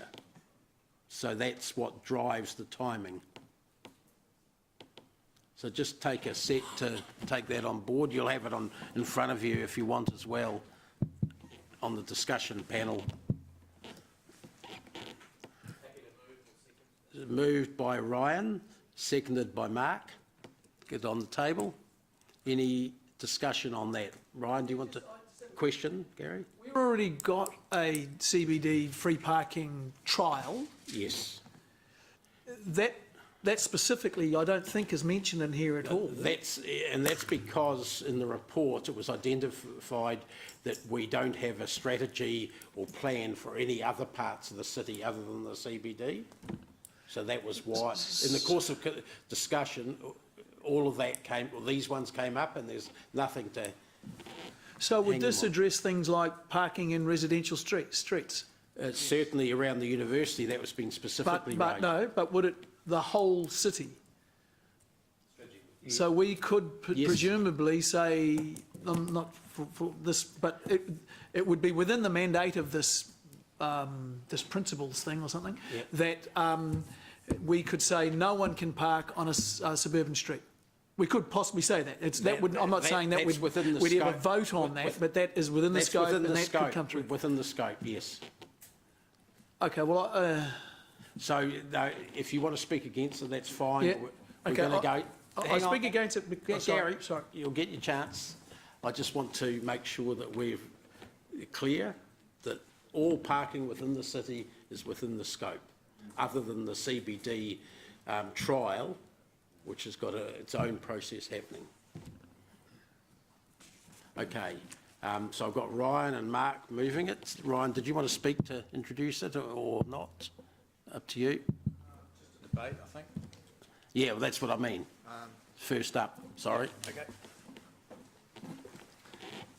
Yeah, look, just briefly, I think it's exciting. I think it's timely. Maybe we could flag, personally, I'd just love to see an edited response on the journey rather than wait until the 6 months is over, in case it gives us the chance to make iterations along the way, because I think this is exciting. I think given the flavour of our leader in Richard Briggs and the movement around smart and innovation, I think there's a real opportunity to tag some of those opportunities in here and think outside the square. So I'm really excited to see where this leads, and I'll leave it there for now. Thanks. Mark? Look, I think it's fair to say that this is just the genesis of an idea at the moment, while 2 hours... Oh, sorry, that's Jeff's speech. Yeah, no, look, I wholeheartedly support it. We've proven with the parking that you can make a difference, but you just can't do stuff in isolation. I think James made a good point in his last speech that, you know, it seems at odds that we're presenting free parking in town while trying to reduce car use, etc. And yes, on the surface, that does send that message, but what this does is says, look, it's part of a bigger picture. In fact, this will actually be a small part of an even bigger picture, and as someone who's just taken on Access Hamilton and discovered that there are more plans, trying to cope with all these plans is like trying to herd cats that are actually having kittens at the same time. It's just spawning everywhere. So it's nice to actually haul this into one place. Horrible. Bad analogy, but you get the idea. So, yep, I'm all in. Thank you. Okay, Paula, thanks.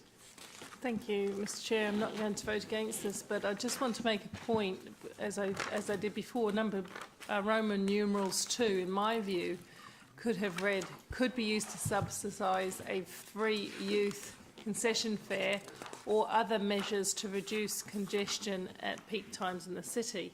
That would be my preference, and I'll speak strongly to that, because at this stage we don't need to put all our eggs in one basket. We do, as Councillor Bunting has suggested and others, we do need to fly a flag and suggest that moving more youth onto the buses would be a good thing and maybe part of the solution, but it's far too early to pick winners at this stage, in my view. But I don't want to oppose the business case. That's why I voted before that way. I just think this boxes us in a little bit in terms of what any CBD fringe revenue could be used for around congestion. So that's the only point I want to make at this time. And in all other respects, you know, look, I'm going to retain an openness to see what the next suite of work delivers in terms of business case, and definitely support the idea of the central sitting parking revenue being used for the greater picture around congestion for the city. Just not sure we've landed it 100% there. Paula, my ruling on the meaning of 2 is that that's not exclusive to the sorts of things you mentioned. So just saying that. I'm sure it's not, but I would speak strongly to words are very powerful. What's in, what's out makes a difference, and I would have liked to have had just a little clause at the end that noted that there may be other ways we could apply the money. I don't think we can design that in the middle of speeches, and what you're suggesting is not definitely not out. That's all I'll comment on there. We've got an order there. Rob's next. Yeah, thanks, Chair. Look, I think this is well timed. I've been fielding quite a few calls from residents in Martin Street, which is off Clarkin Road, which is near a school, in Manning Street and Hammond Street, which are you know, areas where not only are there major places of employment, but there's also a lot of infill housing going on, and the same is happening in Martin Street. So I think we should go a step further here, and I think staff should go back out and seek community consultation back on this, so that we get these groups actually having a chance to make a statement to us as to what those specific problems are and what some of the remedies are. Because as I see it, while I field these inquiries back to staff, there isn't a ready solution for it. And I think we should be trying to find ways in which these issues can be solved. So I think it's good timing, but let's do the job and let's do it properly. And it may well be that it extends beyond April 2019 to get the appropriate feedback that we need from city residents. Thanks. Leo, thank you. Yeah, look, I'm just a little bit concerned that we're trying to do everything at once here. Currently, of course, what we've got is a 2-hour free parking trial within the city, which expires in June, I think. Who knows what that'll come out as? I've got a pretty good idea, but it may not come out that way. So let's get that out of the way before we start looking at everything, turning over every stone and all this sort of stuff, you know. The other thing I think is that we're going to probably drive people away from the city, particularly those persons who are parking in the fringes of the city. And you just got to drive around, you know, Queen's Ave and all those. They're all chock-a-block at the moment. And that'll only mean that people will go further out. So, yeah, look, I think we've probably got to have a look at it, but I think we're trying to do too much at once. That's my view. Thanks. Jeff? Yep. So we do need to review our parking as a whole in Hamilton, and we've obviously got a trial in place, CBD, but we know that there's hotspots around the city, and you know, we risk being ad hoc. We've got Rototuna coming in the picture now and the need for some parking restrictions there. So we do need a unified way of dealing with things. So I totally support this parking review. In terms of the commuter fringe, as Mark rightly said, it's just the genesis of an idea at the moment.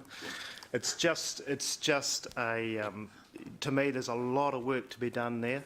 And I guess for me, it's about, should we be placing more of a value, more of a premium on the parks around the CBD? There's only so many parks. In 30 years, the city's going to be twice the size. There's more cars on the road every year.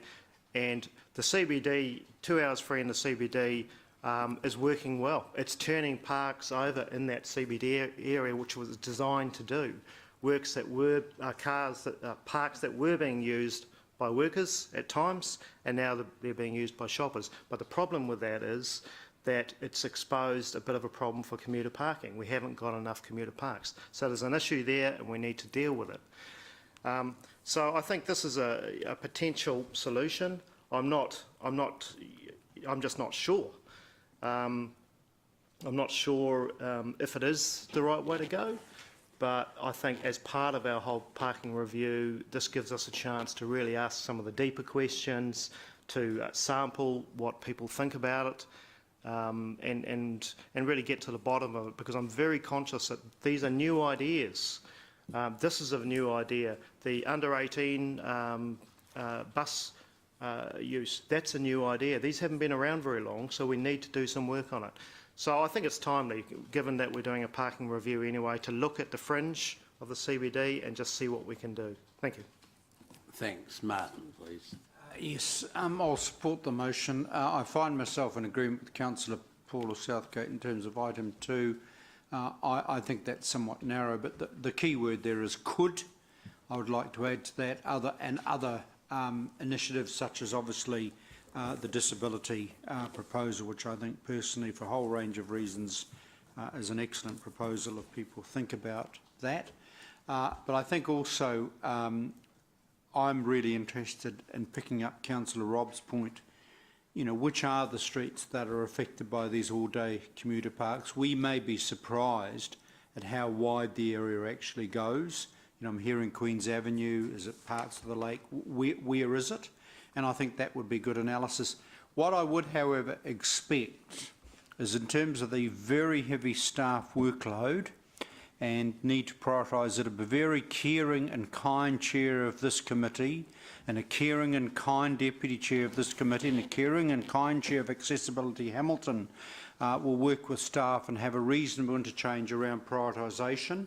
So while you've put April as a backstop, I expect a progress report in April, because I think, you know, in the end you do have to prioritise some work and where that sits.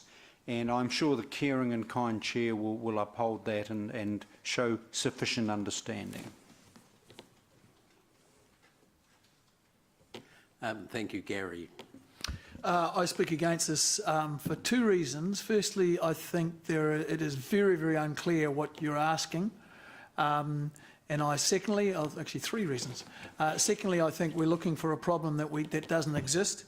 And thirdly, the current experiment with a trial and parking is possibly going to cost the city, if people stop paying parking, you know, change their behaviour and don't breach parking infringements, which I think the next set of technology will sort out, and manage to get their warrant of fitnesses and registrations done on time, could leave the ratepayer in the hole for about 3.3 million per annum, which is just beyond the pale, unfortunately. And with my looking after the ratepayer and resident hat on, I cannot, rather than protecting the council, hat, I cannot support this at all. Thank you. Thanks. I'm just going to say a bit and then give the right of reply to Ryan. We're not actually talking about the parking trial in the Central City CBD at the moment. We're talking about our realisation that every other part of the city, to a greater or lesser extent, has parking issues, and we've got to see how we've got to have a policy that works well and consistently for that. The statistics show 95% of the time cars are parked, they're stationary. There's a cost to that whenever they're stationary on public property, like roadsides and so forth. We have to work out how to manage that. We're probably not doing a great job of that at the moment. It's certainly been a complaint in all parts of the city ever since I've been in council as to how that's been happening and how it's being monitored. I'll say to Councillor Gallagher that the Caring and Kind Committee, chair of this committee, is well aware that if we have something coming back in April next year that might be just before the elections, and the Caring and Kind Deputy Mayor probably doesn't want major changes to happen before the election, but that's something that we're going to be able to decide as a committee and as a council in a few months' time. But I certainly think that we need to have a look at the whole thing, and we need to get quite a few runs on the board in terms of our knowledge of the current parking problems and any early changes we want to make in place in time for the annual plan to consider them. Other than that, I'm going to throw it over to Ryan if he wishes a right of reply. Thanks, Chair. Just quickly, this is complementary to the other motion we've just asked of the Regional Council. So we've asked them to investigate something. We're sort of going to be probably overlapping some of that scope. It shows that we're walking the talk irrespective of their decision. If they do or don't go ahead, we're still moving forward. And as I mentioned before, it gives us the ability to look at something innovatively, and we'll pick up some of those revenue issues, I'm sure, as it's scoped out. So thank you. Thanks. We'll go to the vote on the board. Thanks, councillors. And Mangai, Norm.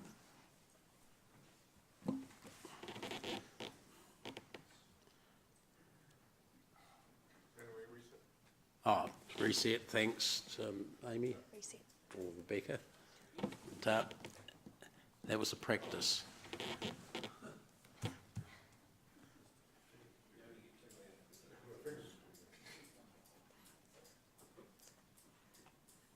Councillor Paula and Deputy Mayor. Is there Deputy someone Mayor, else? You need to vote. There you go.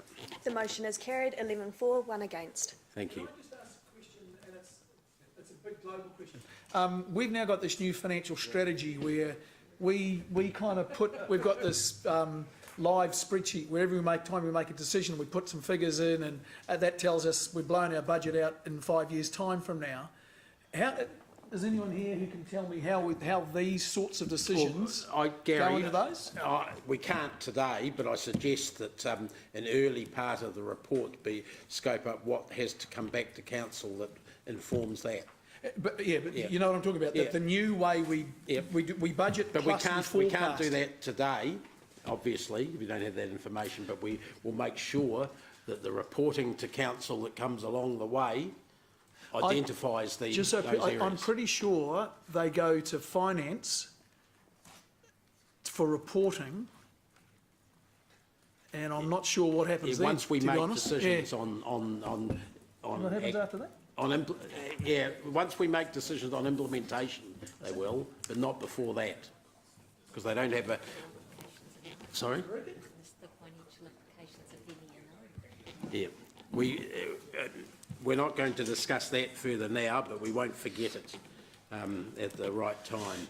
Okay, councillors, we've got another resolution there, the Eventide Home Trust, which I will move. We had quite a good discussion on that.